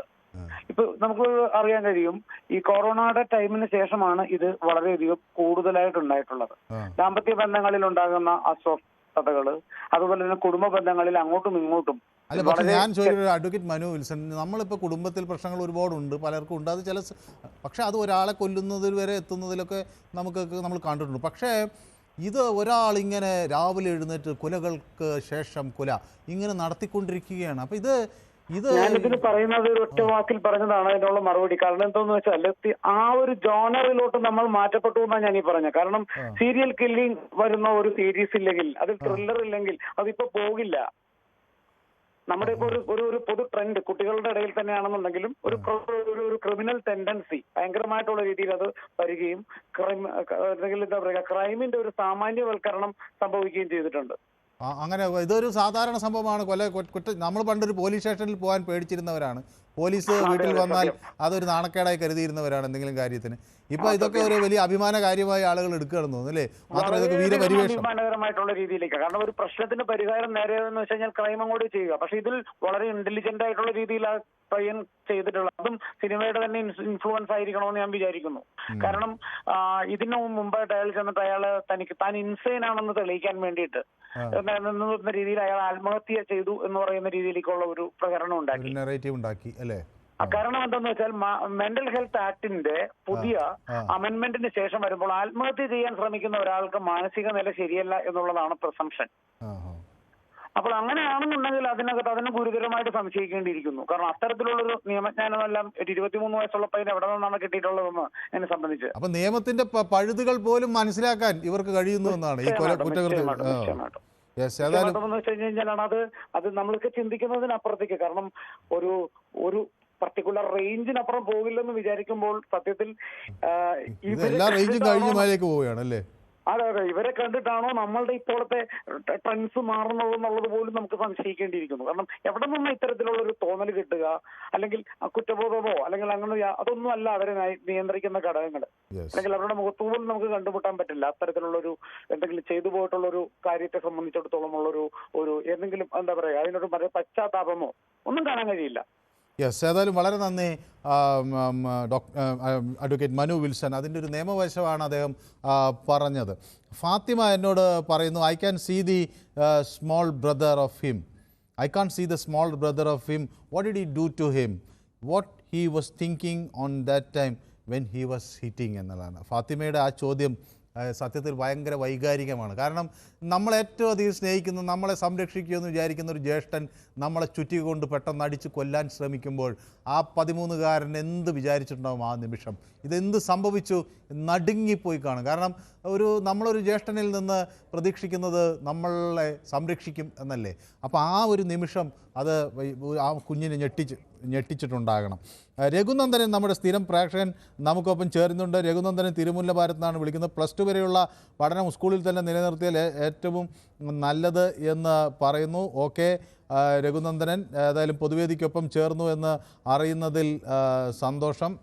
ഓക്കെ, മുഹമ്മദ് അലി പറയുന്ന നിയമം പറഞ്ഞാൽ പോരാ, സർക്കാർ ചെയ്ത് കാണിക്കും, ഇതെന്താണ് ത്രില്ലർ സിനിമയാണോ എന്നൊക്കെ ചോദിക്കുന്നു. അപ്പോൾ ആളുകൾ ഇത് ഭയങ്കര ഭീകരമായിട്ടാണ് ഇതിനെ കാണുന്നത്. അപ്പോൾ ഇതിനെതിരെ ശക്തമായ എന്തെങ്കിലുമൊക്കെ ഒരു നടപടി ഉണ്ടാകണം. വി വിനോദ് എന്നോടൊപ്പം ചേരുന്നുണ്ട്.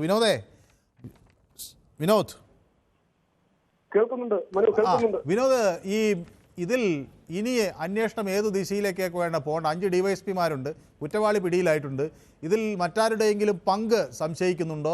അതോ ഇനി എന്താണ് ഇതിലൊരു അന്വേഷണം നടത്തേണ്ടത്? ഈ കൊല ചെയ്ത മോഡസ് ഓപ്പറാൻഡിയോ അതോ ഇതിൽ വേറെ പങ്കാളിത്തം മറ്റാർക്കെങ്കിലും ഉണ്ടോ? സഹായം കിട്ടിയിട്ടുണ്ടോ? ലഹരിയുടേതുണ്ടോ? അങ്ങനെ എന്തൊക്കെ മറ്റു വിഷയങ്ങളാണ് ഇതിൽ ഇനി പരിശോധിക്കാനുള്ളത്? മനു, ഈ സമീപകാലത്ത് നടന്ന കുറ്റകൃത്യങ്ങൾക്ക് യുവതിയെ കൈത്തറത്ത് കൊന്ന സംഭവം, അത് ഇൻസ്റ്റാഗ്രാമിലൂടെ പരിചയപ്പെട്ടു. ആ സുഹൃത്തിനെ വളരെ പെട്ടെന്ന് പിടികൂടുന്നു.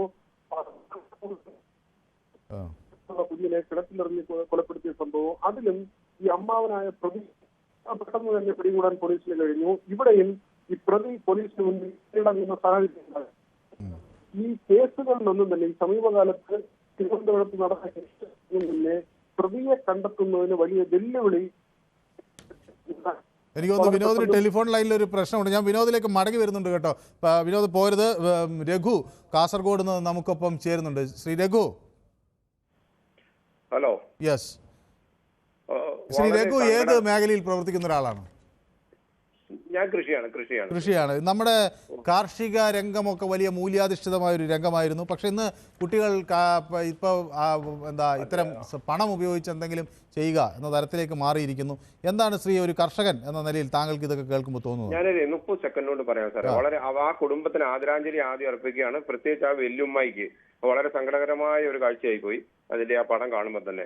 അതുകൊണ്ട് എനിക്ക് പറയാനുള്ളത്, ഇതോട് ചേർത്ത് പറയുന്നത്, ഈ പാലരുവിയിലേക്ക് പോയ ട്രെയിനിന് 2 ടെലിഫോൺ പോയിന്റ് വെച്ച് കേട്ടല്ലോ. ഇതിന്റെയൊക്കെ പിന്നിൽ എന്താ വെച്ചാൽ അവർ ഉദ്ദേശിച്ചത് എന്താ വെച്ചാൽ ആ ടെലിഫോൺ പോയിന്റ് കാസ്റ്റേൻ എടുക്കാനൊന്നും അല്ല. ട്രെയിൻ മറിഞ്ഞു കഴിയുമ്പോൾ അതിൽ അപകടകാരികളായി വരുന്ന ആൾക്കാരുടെ മാലയും വസ്തുക്കളും മോഷ്ടിക്കാൻ വേണ്ടിയാണ് അവർ ചെയ്തെന്നുള്ളൊരു സംശയമില്ല. കുതിരാനിൽ, പാലക്കാട് ജില്ലയിലേക്ക് പോകുന്ന കുതിരാനിൽ പണ്ടിത് ഇഷ്ടംപോലെ സംഭവിച്ചിരുന്നു. വണ്ടികളെ മറിച്ചിട്ട് അവരെ രക്ഷിക്കാനെന്ന നിലയിൽ വന്നിട്ട് അവരുടെ മാലയും പണവും മോഷ്ടിക്കുന്ന ഒരു സന്ദർഭം ഉണ്ടായിട്ടുണ്ട്. അതുകൊണ്ട് തന്നെയാണ് ഞാൻ പറയുന്നത്, ഇവരുടെ ഉദ്ദേശവും പണിയെടുക്കാതെ പണം എങ്ങനെ ഉണ്ടാക്കുക എന്നുള്ളത്. അതാണ് ആ പെൺകുട്ടിയുടെ ആഭരണം വരെ അവൻ മോഷ്ടിച്ചു എന്ന് പറയുന്നുണ്ട്. ഇവൻ ഗൾഫിൽ അച്ഛന്റെ കൂടെ പോയിരുന്നു, അവിടെ കുറച്ചു നാൾ നിന്നു, പക്ഷെ അവൻ അവിടെ കളിച്ചു പിടിച്ചില്ല, തിരിച്ചു പോരുന്നു. ഇവൻ എന്തിനായാലും മയക്കുമരുന്നിനായാലും മറ്റ് സുഖജീവിതത്തിനായാലും ഇവൻ പണം തന്നെയാണ് ഇവരുടെ ലക്ഷ്യം. വ്യക്തമാണ് താങ്കളുടെ അഭിപ്രായം. മറ്റ് പ്രേക്ഷകർ കൂടി കാത്തു നിൽക്കുന്നതുകൊണ്ടാണ്. രഘുവിന്റെ ശബ്ദം നമ്മുടെ ശിവജി എന്നൊരു പ്രേക്ഷകനുണ്ട്, ഏതാണ്ട് അതേപോലെ തോന്നി. ഞാൻ രഘു സംസാരിക്കുന്ന കേൾക്കുമ്പോൾ ശിവജി എന്നൊരു പ്രേക്ഷകൻ തൃശ്ശൂരിൽ നിന്ന് വിളിക്കുമായിരുന്നു, അദ്ദേഹത്തിൻ്റെ അതേ ശബ്ദമാണെന്ന് തെറ്റിദ്ധരിച്ചു പോയി. ഏതായാലും ശ്രീ ശിവജി ഇപ്പോൾ വിളിക്കുന്നില്ല, എന്തായാലും പൊതുവേദിയിലേക്ക് അദ്ദേഹം വിളിക്കും എന്നാണ് ഞാൻ വിചാരിക്കുന്നത്. സുജിത്ത് എന്നോട് എന്തോ പറയാൻ ശ്രമിക്കുന്നുണ്ട്, ഞാൻ സുജിത്തിലേക്ക് മടങ്ങി വരാം. ദീപു തിരുവനന്തപുരത്ത് നിന്ന് നമുക്ക് ഇപ്പം ചേരുന്നുണ്ട്. ദീപു, ഇത് നിയമത്തെ തീർത്തും ഭയമില്ലാത്തത് കൊണ്ടാണോ, സിനിമകളുടെ ഇൻഫ്ലുവൻസ് കൊണ്ടാണോ, ലഹരി കൊണ്ടാണോ, ഇതെല്ലാം ഓരോ കാരണങ്ങളായി മാറുകയാണോ? അല്ല മനു, ഇന്ന് എനിക്ക് സംസാരിക്കാമല്ലോ അല്ലേ? ഏതായാലും എനിക്ക് വളരെ സന്തോഷം ദീപു. അത് നമ്മളെ തർക്കമൊക്കെ ഉണ്ടാവുമെങ്കിലും അതൊരു സൗഹാർദ്ദത്തിന്റെ തർക്കം നിലപാടനുസരിച്ചല്ലേ, നമ്മളെ പറയാൻ അനുവദിച്ചില്ലെങ്കിൽ നമ്മൾ തിരിച്ചു അതേപോലെ അങ്ങോട്ടും സംസാരിക്കുന്നുള്ളതേ ഉള്ളൂ. അത് കേട്ട് കുറെ സന്തോഷിക്കുകയും കുരുപൊട്ടുകയും ചെയ്യുന്നവർ അവിടെ കുരുപൊട്ടി ചൊറിഞ്ഞോണ്ടിരിക്കട്ടെ എന്ന് പറയാൻ പറ്റും. ഇനി നമുക്ക് ഈ വിഷയത്തിലേക്ക് വരാം. പിന്നെ എന്തായാലും മനുവിന് ആ വിഷയത്തിലുള്ള ഒരു ക്ലാരിറ്റി വന്നിട്ടുണ്ടാവും ഞാൻ കരുതുന്നു. ഇനി ഈ വിഷയത്തിലേക്ക് പറഞ്ഞു കഴിഞ്ഞാല് മനു, നമ്മള് ഇവിടെ ഒരു കൊലപാതകം, നിഷ്ഠൂരമായ കൊലപാതകം, ഈ പയ്യൻ തന്നെ അങ്ങനെ ഏതെങ്കിലും പ്രശ്നങ്ങൾ ഉണ്ടാക്കുന്ന ഒരു പയ്യനാണെന്ന് ആരും പറയുന്നില്ല. പക്ഷെ ഒരു ഘട്ടത്തിൽ ഇയാൾ ഇങ്ങനെ പെരുമാറുകയാണ്. അപ്പൊ ഇതുമായി ബന്ധപ്പെട്ട് പോലീസ് കൃത്യമായ അന്വേഷണം നടത്തട്ടെ എന്നാണ് എനിക്ക് പറയാനുള്ളത്. മാധ്യമങ്ങളായാലും നമ്മൾ ഈ പലതരം കഥകൾ പ്രചരിപ്പിക്കാതെ ഇങ്ങനെ ഒരു എന്താ പറയാ ഒരു ചായക്കടയിൽ ഇരുന്ന് ഇങ്ങനെ പറയുന്ന പോലെ പറയാതെ പോലീസ് കൃത്യമായ അന്വേഷണം നടത്തട്ടെ. അവര് നമ്മള് പിന്നെ എന്താ പറയാ ഒരു പ്രശ്നം എന്താ പറയാ ഒരു പെട്ടെന്ന് എന്തെങ്കിലും ഒരു കാരണം കണ്ടെത്തണം എന്നുള്ള രീതിക്ക് കണ്ടെത്താതെ കൃത്യമായ ഒരു കാരണം കണ്ടെത്തട്ടെ എന്നാണ് എനിക്ക് പറയാനുള്ളത്. കാരണം നമ്മൾ ഈ സതയം എന്ന് പറഞ്ഞൊരു സിനിമ കണ്ടിട്ടുണ്ട്. സതയത്തിലെ കൊലയാളിക്കും ആയ മോഹൻലാലിനും അതിനെപ്പറ്റി കൊലപാതകം നിഷ്ഠൂരമാണെങ്കിൽ അതിന് പറയാൻ ഒരു കാരണമുണ്ട്. പക്ഷെ ഇതെന്താണ് കാരണം സ്വന്തം അമ്മയെയും പിന്നെ അമ്മയെ പരിപാലിക്കുകയും ഏകദേശം മരണതുല്യമാക്കുകയും ചെയ്യുകയും അനിയനെ ഇങ്ങനെ കൊല്ലുകയും, അതായത് ഇപ്പൊ നേരത്തെ ഒരു പിന്നെ ഈ യൂട്യൂബിൽ വായിച്ചതുപോലെ എന്തായിരിക്കും ആ കുട്ടി വിചാരിച്ചിട്ടുണ്ടാകുക എന്ന് മനു എന്നെ പറഞ്ഞല്ലോ. അത് കേൾക്കുമ്പോൾ കണ്ണീരാണ് നമുക്ക് വരുന്നത്, അത് ആലോചിക്കുമ്പോൾ തന്നെ നമുക്ക് കണ്ണീരാണ് വരുന്നത്. അപ്പൊ അത്തരം കാര്യങ്ങൾ കൃത്യമായി അവലോകനം ചെയ്ത് കാര്യങ്ങൾ പുറത്തേക്ക് വരുമ്പോഴാണ് പൊതുസമൂഹത്തിൽ അത് കൃത്യമായ കാര്യങ്ങളിൽ ചർച്ച വരികയും അതിനകത്ത് നമ്മൾ ഇനി എങ്ങനെയാണ് നമ്മൾ നമ്മുടെ കുട്ടികളെ കാണേണ്ടത്, നമ്മൾ കുട്ടികളോട് പെരുമാറേണ്ടത്, മറ്റു കാര്യങ്ങളിലേക്ക് പോകേണ്ടത്, സർക്കാർ അതിന്റെ സാമൂഹിക ക്ഷേമ വകുപ്പൊക്കെ എന്ത് കാര്യങ്ങളാണ് ചെയ്യേണ്ടതെന്നുള്ള മാധ്യമങ്ങൾ, നിങ്ങൾ തന്നെ കോവിഡ് കാലത്ത് എത്ര മനോഹരമായിട്ടാണ് ഓരോ പരിപാടികൾ അവതരിപ്പിച്ചത്. അതുപോലെ ഇത് പൂർണ്ണമായിട്ടും നമ്മൾ ഏറ്റെടുക്കേണ്ട, സമൂഹം പൂർണ്ണമായിട്ടും ഏറ്റെടുക്കേണ്ട ഒരു കൺസേൺ ആണ് ഇതിനകത്തുള്ളതെന്നാണ് എനിക്ക് തോന്നുന്നത്. അങ്ങനെ തന്നെ നമ്മൾ മുന്നോട്ട് പോകണം. ഏതായാലും എല്ലാവരും സംസാരിക്കട്ടെ. ഈ ചർച്ചകൾ നമ്മൾ ഇനിയും ഇതുപോലുള്ള വിഷയങ്ങൾ കൂടുതൽ, നിങ്ങൾ ഇപ്പം ആരുണ്ട് ഇവിടെ ചോദിക്കാമെന്ന് നിങ്ങൾ ചോദിക്കുന്നുണ്ട് ഈ പരിപാടിക്ക് തൊട്ട് മുമ്പ്.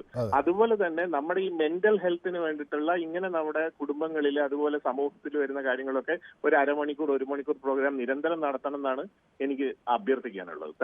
വളരെ വ്യക്തമാണ് താങ്കളുടെ അഭിപ്രായം. ഏതായാലും ശശിധരൻ കോഴിക്കോട് നിന്നാണ് നമുക്കൊപ്പം ചേരുന്നത് അല്ലേ? ശ്രീ ശശിധരൻ. സൈനദാസൻ. പേര് സൈനദാസൻ എന്നാണ് സാർ. സൈനദാസൻ. കോഴിക്കോട്. ഞാൻ റിട്ടയർഡ് ആർമിയാണ് സാർ. മക്കളെ വളർത്തുന്നത് രക്ഷിതാക്കൾക്ക് വളരെ ഉത്തരവാദിത്വമുണ്ട്. കുട്ടികളെ ടീനേജ് ഏജിൽ, അതായത് ഒരു 13 വയസ്സിൽ നിന്ന് 18 വയസ്സ് വരെ മക്കളെ നല്ല രീതിയിൽ വളർത്തണം നമ്മൾ. കാരണം മക്കളുടെ ഓരോ ചെയ്തികളും നമ്മൾ നിരീക്ഷിക്കണം. അല്ലാതെ മക്കൾക്ക് വേണ്ടി നമ്മൾ കുറെ ധനം ഉണ്ടാക്കി വെച്ചിട്ടൊന്നും കാര്യമല്ല. അവര് സമൂഹത്തിന് നാശമേ വരുത്തുള്ളൂ. പിന്നെ വീട്ടിൽ കുട്ടികളെ അമ്മമാര് വളരെ നല്ല രീതിയിൽ ശ്രദ്ധിക്കണം. മക്കൾ എന്താ ചെയ്യുന്നത്, അവരുടെ ഡ്രസ് അലക്കുമ്പോഴോ ഇങ്ങനെയുള്ള കാര്യങ്ങൾ, അവരെന്തെങ്കിലും തെറ്റായ കാര്യങ്ങൾ ചെയ്യുന്നുണ്ടോ, ഇതെല്ലാം നമ്മൾ നിരീക്ഷിക്കണം. അല്ലാതെ നമ്മൾ മക്കളെ എങ്ങനെയെങ്കിലും ഓടിച്ചു വിട്ടിട്ടൊന്നും കാര്യമല്ല. നമ്മൾ ധാരാളം പണം സമ്പാദിച്ചിട്ടൊന്നും ഒരു കാര്യമല്ല. പിന്നെ സമൂഹത്തിൽ നമ്മുടെ ആചാര്യന്മാരൊക്കെ എന്താ ചെയ്യേണ്ടത്, മക്കൾക്ക് നല്ല ഉപദേശമാണ് കൊടുക്കേണ്ടത്. ഇന്ന് സ്കൂളിൽ എന്താ സ്ഥിതി, പോയി കഴിഞ്ഞാല് കൊടി പിടിക്കല്ലേ, കുട്ടികൾക്ക് പഠിക്കാനുള്ള അവസരം ഉണ്ടോ? അപ്പോ നമ്മൾ ശൈലദാസൻ വളരെ വ്യക്തമാണ്. നമുക്ക് താങ്കളുടെ അഭിപ്രായം വളരെ കൃത്യമാണ്. ഇപ്പോൾ നമുക്ക് ആ ഷംന അവിടെ നിന്ന് നമുക്കൊപ്പം ചേരുന്നുണ്ട്. ഷംന, ഈ കുഞ്ഞിൻ്റെ ശരീരം അവിടെ കുട്ടികൾക്ക് കാണാൻ, പൊതുദർശനത്തിന് അവരുടെ സഹപാഠികൾക്കൊക്കെ കാണാൻ വെച്ചിരിക്കും. പിന്നീട് സംസ്കാര ചടങ്ങുകളിലേക്ക് പോകും. അതിൻ്റെ വിശദാംശങ്ങൾ എന്താണ് ഷംന? എനിക്ക് തോന്നുന്നത് കുട്ടികൾ ഇത് നടക്കുന്നിടത്താണോ അതോ സംസ്കാര ചടങ്ങ് നടക്കുന്നിടത്താണോ?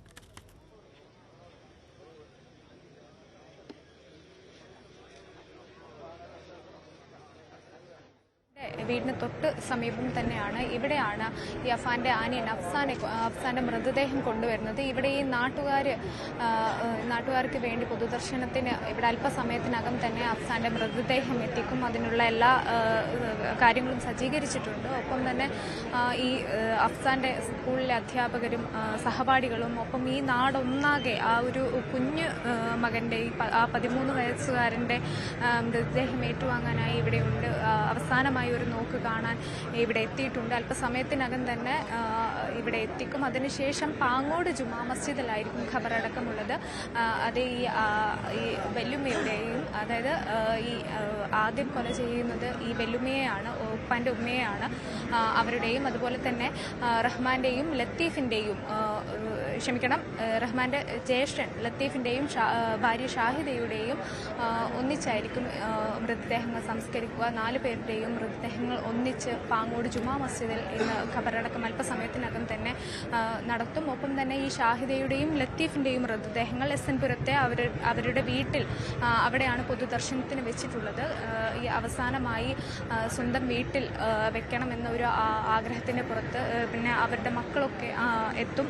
അതിനുവേണ്ടി അവിടെ SN പുരത്തെ വീട്ടിലാണ് എത്തിച്ചിട്ടുള്ളത്. ഒപ്പം തന്നെ സൽമ ബീവിയുടെയും മൃതദേഹം അവിടെ തന്നെയാണ്, പാങ്ങോട് തന്നെയാണുള്ളത്. എല്ലാവരുടെയും ഈ പൊതുദർശനത്തിന് ശേഷം ഒരുമിച്ചായിരിക്കും ഈ മൃതദേഹങ്ങൾ ഖബറടക്കുക. പാങ്ങോട് ജുമാ മസ്ജിദിലായിരിക്കും. എന്തായാലും അല്പസമയത്തിനകം തന്നെ ഈ അഫ്സാന്റെ മൃതദേഹം ഇവിടെ എത്തിക്കും എന്നാണ് അറിയാൻ സാധിച്ചത്. ഗവൺമെന്റ് ലോവർ പ്രൈമറി സ്കൂളിന്റെ സമീപത്താണ് ഈ പൊതുദർശനം എന്ന് മനസ്സിലാക്കാം. പേരുമല. അവിടെ സ്വാഭാവികമായും ഈ കുഞ്ഞിൻ്റെ മരണം നമുക്കറിയാലോ, അനുജൻ അഫ്സാൻ എന്ന് പറയുമ്പോൾ വളരെ വൈകാരികമായിട്ടാണ് കാണുന്നത്. ഇപ്പോൾ പൊതുവേദിയിൽ നിരന്തരം ആളുകൾ അതിങ്ങനെ ചോദിക്കുകയാണ്, ഒരു സുരക്ഷ നൽകേണ്ട ജ്യേഷ്ഠൻ ഇങ്ങനെ തന്നെ കൊല്ലുമ്പോൾ ആ കുഞ്ഞെന്ത് കരുതി കാണും എന്നാണ്. അപ്പോൾ അവിടെ ആളുകളുമൊക്കെ അവരൊക്കെ ഈ ഇതിൽ ഷംനയോട് എന്താണ് പറയുന്നത്? ഈ അവരിന്ന് വിറങ്ങിലിച്ചിരിക്കുകയാണോ? എന്താണ് അവരുടെ ഒക്കെ ഒരു പ്രതികരണം ഷംന?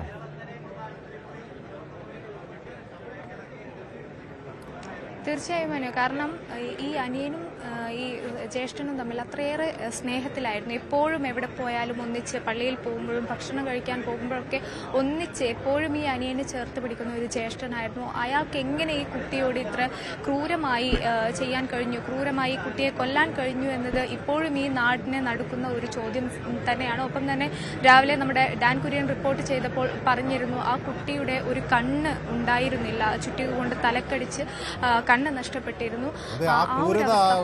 ഷംന പറയുമ്പോൾ അത് അതിക്രൂരമാണ് എന്ന് തന്നെ നമുക്ക് മനസ്സിലാക്കാം. കാരണം ഈ എനിക്കിപ്പോൾ ഒരു ഫാത്തിമ എഴുതുന്നു, the news made almost everyone emotional. Yesterday onwards when I am sleeping I am thinking about his father's condition. He can't see his son for the last time. Not only his son but also his mother. I am so afraid എന്ന് പറയുന്നു. Nandu bro പറയുന്നത് എൻ്റെ നാട്ടിൽ ഇന്നലെ നടന്ന സംഭവമാണ്, സത്യമായിട്ടും ഞെട്ടൽ മാറിയില്ല എന്ന്. നന്ദു ആ നാട്ടുകാരനാണ്. അദ്ദേഹം പറയുന്നു ഈ നാട്ടിൽ നടന്ന സംഭവം. അപ്പോൾ ഷംന, ഇത് കിട്ടുന്നവരെല്ലാം ഭയങ്കരമായ ഒരു ഞെട്ടലിലാണ്, നടുക്കത്തിലാണ്. ഇപ്പോൾ ഇത് ഇനിയിപ്പോൾ സംസ്കാര ചടങ്ങുകളെ സംബന്ധിച്ചൊക്കെ എന്താണ് അവർ പറയുന്നത്? എങ്ങനെയാണ് അതിൻ്റെയൊക്കെ നടപടിക്രമങ്ങൾ?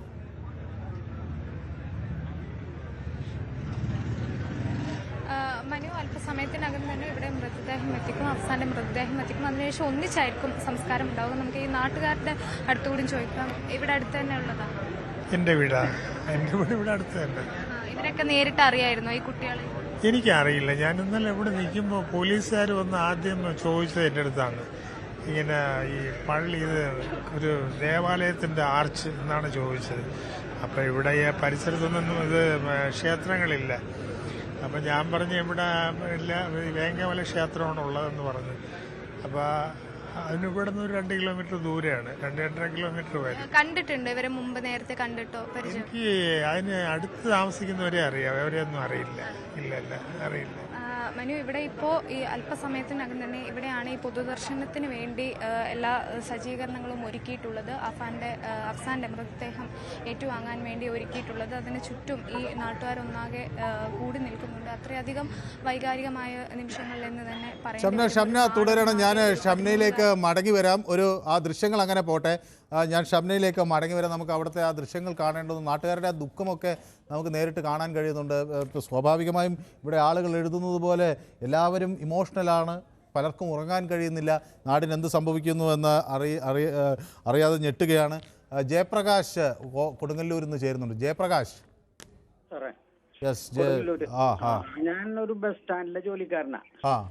കൊടുങ്ങല്ലൂർ ബസ് സ്റ്റാൻഡിലെ ജോലിക്കാരനാ. ഈ സംഭവങ്ങൾ കാണുമ്പോൾ കുറേ സംഭവങ്ങൾ ബസ് സ്റ്റാൻഡിൽ സാധാരണ അറിയാൻ പറ്റുമല്ലോ. സ്കൂളിലെ പിള്ളേര് വന്ന് ചെയ്യുന്ന കാര്യങ്ങളും അതൊക്കെ നമുക്കൊന്നും ചോദിക്കാനുള്ള വോയിസ് ഇല്ല. കാരണം വെച്ചാൽ സദാചാര പോലീസ് ആവുമ്പോൾ എന്തെങ്കിലും ചോദിച്ചാ.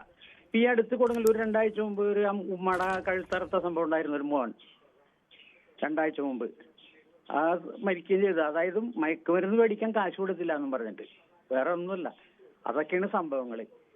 നമ്മുടെ നിയമം ഒന്നും കൂടി ശക്തി പ്രാപിച്ചാൽ മാത്രമേ ഇത് നിർത്താനുള്ള ഒരു വഴിയുള്ളൂ. അല്ലാണ്ടൊക്കെ ആരെങ്കിലും സ്വാധീനം കൊണ്ടൊക്കെ രക്ഷപ്പെട്ടു പോരും. അങ്ങനെയുള്ള ഒരു ധൈര്യമാണ് ഇപ്പോൾ ഓരോരുത്തർക്കും. വ്യക്തമാണ് ശ്രീ ജയപ്രകാശിന്റെ അഭിപ്രായം. നമ്മളിത് കേൾക്കുന്നതാണ്. ശ്രീ മൊയ്തീൻ കുഞ്ഞ്, വളരെ ചുരുങ്ങിയ വാക്കുകൾ, നമുക്ക് സമയം ഒട്ടും ഇല്ലാത്തത് കൊണ്ടാണ്. താങ്കൾ എങ്ങനെയാണ് ഈ വിഷയം കേട്ട് ഞെട്ടിയത്? നമസ്കാരം മനു. ഞാൻ പല ആവർത്തി ഓരോ കൊലപാതകവും നടക്കുമ്പോഴും ഞാൻ പറയാറുണ്ട് നമ്മുടെ നിയമം ശരിയല്ല, നീതിപീഠം ശരിയല്ല എന്ന്. കുറെ കൂടെ നിയമം കർശനമാക്കണം എന്നതാണ് അല്ലേ? നമുക്ക് സമയം തീരെ കുറവായതുകൊണ്ടാണ്. മൊയ്തീൻ കുഞ്ഞ് നമുക്ക് സ്ഥിരം പ്രേക്ഷകനാണല്ലോ, നമുക്ക് കൂടുതൽ സംസാരിക്കാം. അടുത്ത ദിവസങ്ങളിൽ ചന്ദ്രൻ നായർ നമുക്കൊപ്പം ചേർന്നു. ചന്ദ്രൻ നായർ, വളരെ ചുരുങ്ങിയ വാക്കുകളിൽ താങ്കൾ എങ്ങനെ ഈ വിഷയത്തെ അവസാനിപ്പിക്കാൻ കഴിയുമെന്ന് കരുതുന്നു? സാർ, ദുഃഖമുണ്ട്. നമ്മളെ കേരളം എങ്ങോട്ടാണ് സാർ? ഒരു വല്ലാത്തൊരവസ്ഥയാണ്. അതായത് നമ്മുടെ ഭാവിയിൽ നമ്മളെ ഇന്ത്യ ഉൾപ്പെടെയുള്ള നയിക്കേണ്ട ചെറുപ്പക്കാരെല്ലാം ജയിലുകൾ നിറയുന്നു. ജയിൽ ഇതേ പുതുതായിട്ട് പണിയാൻ തീരുമാനിച്ചു സാർ. ഈ ഒരു അവസ്ഥയിലാണ് പോകുന്നത്. അപ്പൊ ഏതായാലും എന്ന് വെച്ചാൽ ദുഃഖമുണ്ട് സാർ, വളരെ ദുഃഖം. നമുക്ക് അവിടുത്തെ ആ ദൃശ്യങ്ങൾ കിട്ടുന്നുണ്ട്. ഷംന, ഇപ്പോൾ ഏറ്റവും ഒടുവിൽ അവിടെ എന്താണ് സംഭവിക്കുന്നത്? ഇപ്പോൾ എന്ത് വിവരങ്ങളാണ് അവിടെ നിന്ന് പറയാനുള്ളത്?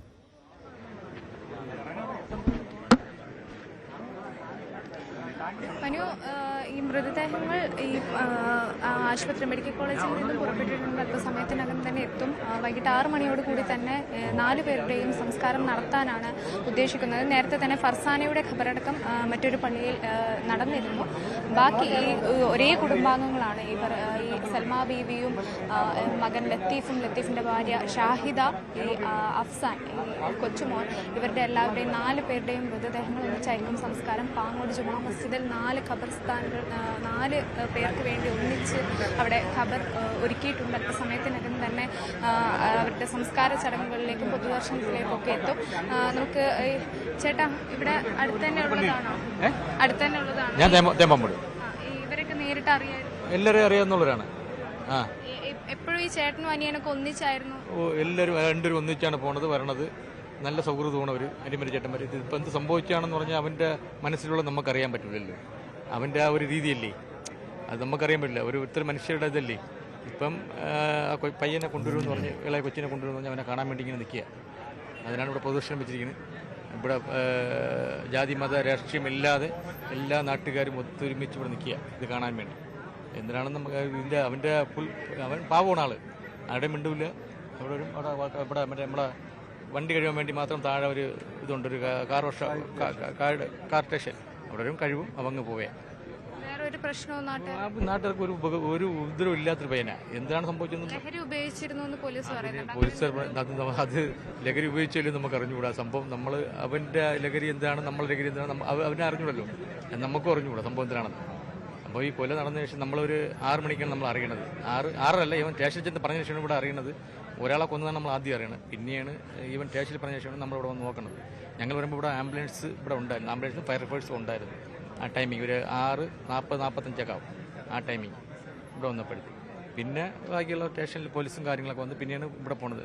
ഇവൻ പറഞ്ഞ് പാങ്ങോട് എന്ന് പറഞ്ഞ്, പിന്നെ രണ്ടാമത് മതം ഇവിടെ പറഞ്ഞു, ഇവിടെ എസ്എംപുരം ഇങ്ങനെ പറഞ്ഞ് പിന്നെയാണ് എല്ലാം കൺഫ്യൂഷനായി ഇവിടുന്ന് പോലീസുകാർ പോയപ്പോഴൊക്കെ ഞങ്ങൾ ഇവിടേക്കാ. അതിന് അത്രേ അറിയാവൂ, വേറെ കാര്യങ്ങളൊന്നും അറിയാം. നമ്മൾ കൊച്ചു ഇവിടെ ഇവരിപ്പോൾ ഇവിടെ നിന്ന് ഇപ്പം 5 മണിയാണ് ഇവിടെ പൊതുദർശനം പറഞ്ഞിരിക്കുന്നത്. അപ്പം ഇത് കഴിഞ്ഞിട്ട് അങ്ങോട്ട് കൊണ്ടുപോകുള്ളൂ. ഇപ്പം ഇത്രയും പേരില്ല, അപ്പം ഒരു മണിക്കൂർ ഇവിടെ ലാൻഡിങ് ആയിരിക്കും. അത് കഴിഞ്ഞായിരിക്കും കൊണ്ടുപോകണം. എല്ലാവരും ഒന്നിച്ചായിരിക്കും എന്നാണ് അവിടെ പറഞ്ഞത്. ഇല്ല പാങ്ങോട്, എല്ലാം പാങ്ങോടാ അവിടെ. അതെ. മനു, അതാണ് ഈ നാട്ടുകാർക്കൊന്നും ഇപ്പോഴും ഇതിലൊരു വ്യക്തതയുമില്ല, അല്ലെങ്കിൽ ഇവരുടെ മുമ്പിലുള്ള ചോദ്യങ്ങൾക്കൊന്നും ഇതുവരെയും ഉത്തരം കിട്ടിയിട്ടില്ല. കാരണം നാട്ടുകാരോടൊന്നും മറ്റ് പ്രശ്നങ്ങളൊന്നും ഇല്ലാതെ കുറച്ച് അന്തർമുഖനായിട്ടുള്ള സ്വഭാവക്കാരനാണെങ്കിൽ കൂടി മറ്റ് ബുദ്ധിമുട്ടുകളൊന്നുമില്ല. നാട്ടുകാരോടൊക്കെ വളരെ സൗമ്യനായി തന്നെ പെരുമാറുന്ന ഒരു ചെറുപ്പക്കാരൻ, ഒരു 23 വയസ്സുകാരൻ എന്തിനാണ് ഇത്ര ക്രൂരമായി സ്വന്തം കുടുംബാംഗങ്ങളെ, ഉമ്മയെ കൊല്ലാൻ ശ്രമിക്കുന്നു, അനിയനെ അതിക്രൂരമായി വെട്ടിക്കൊല്ലുന്നു, സ്നേഹിച്ച പെൺകുട്ടിയെ കൊല്ലുന്നു, മറ്റ് ബന്ധുക്കളെ കൊല്ലുന്നു. ഇത്രയധികം ക്രൂരമായി ഇവരെ കൊല ചെയ്യാൻ എന്തായിരുന്നു ഇയാളുടെ ഉള്ളിലുള്ള വൈരാഗ്യത്തിന് കാരണം, അല്ലെങ്കിൽ എന്തായിരുന്നു ലക്ഷ്യം? അതൊന്നും ഇപ്പോഴും ഇവർക്ക് അറിയില്ല. എന്തായാലും അല്പസമയത്തിനകം തന്നെ ആ 13 വയസ്സുകാരൻ്റെ അഫ്സാന്റെ മൃതദേഹം ഇവിടെ എത്തിക്കും. മറ്റ് പൊതുദർശനത്തിനായി ഇവിടെ ജാതിയോ മതമോ രാഷ്ട്രീയമോ ഒന്നുമില്ലാതെ ഒരു നാടൊന്നാകെ ആ 13കാരൻ്റെ മൃതദേഹം ഏറ്റുവാങ്ങാനായി, അല്ലെങ്കിൽ അത് അവസാനമായി ഒന്ന് കാണാനായി ഇവിടെ എത്തിയിട്ടുണ്ട്. ഉടൻ തന്നെ പൊതുദർശനത്തിന് ശേഷം 5 മണിയോടുകൂടിയാണ് പൊതുദർശനം പറഞ്ഞിട്ടുള്ളത്. അതിനുശേഷം ഉടൻ തന്നെ പാങ്ങോട് ജുമാ മസ്ജിദിലെത്തിക്കും. മറ്റ് ഈ ലത്തീഫിൻ്റെയും അതുപോലെ ലത്തീഫിൻ്റെ ഭാര്യ ഷാഹിദയുടെയും മൃതദേഹങ്ങൾ, അതുപോലെ സൽമ ബീവിയുടെ മൃതദേഹങ്ങൾ, അതൊക്കെ SN പുരത്തെ വീട്ടിലെ പൊതുദർശനത്തിന് ശേഷം പാങ്ങോട് ജുമാ മസ്ജിദിലെത്തിക്കും. ഒന്നിച്ചായിരിക്കും 6 മണിയോടുകൂടിയായിരിക്കും ഈ ഖബറടക്കം ഉണ്ടാവുക. അതാണ് ഷംനയാണ് അവിടുന്ന് ഏറ്റവും പുതിയ വിവരങ്ങൾ നൽകിയത്. നമ്മൾ ഏതായാലും ഈ വാർത്തയുടെ തുടർ വിവരങ്ങൾ നൽകിക്കൊണ്ടേയിരിക്കും. ഇത് മാറ്റാനും നിർത്താനും അവസാനിപ്പിക്കാനും ഇത്തരം ക്രൂരകൃത്യങ്ങളില്ലാത്തൊരു നാട് സൃഷ്ടിക്കാനുമുള്ള നമ്മുടെ കൂട്ടായ ശ്രമങ്ങൾ ഇനിയും തുടരേണ്ടതുണ്ട്. പൊതുവേദി ഇന്ന് ഇവിടെ സമാപിക്കുകയാണ്. നാളെ മറ്റൊരു വിഷയവുമായി വീണ്ടും കാണാം. നന്ദി.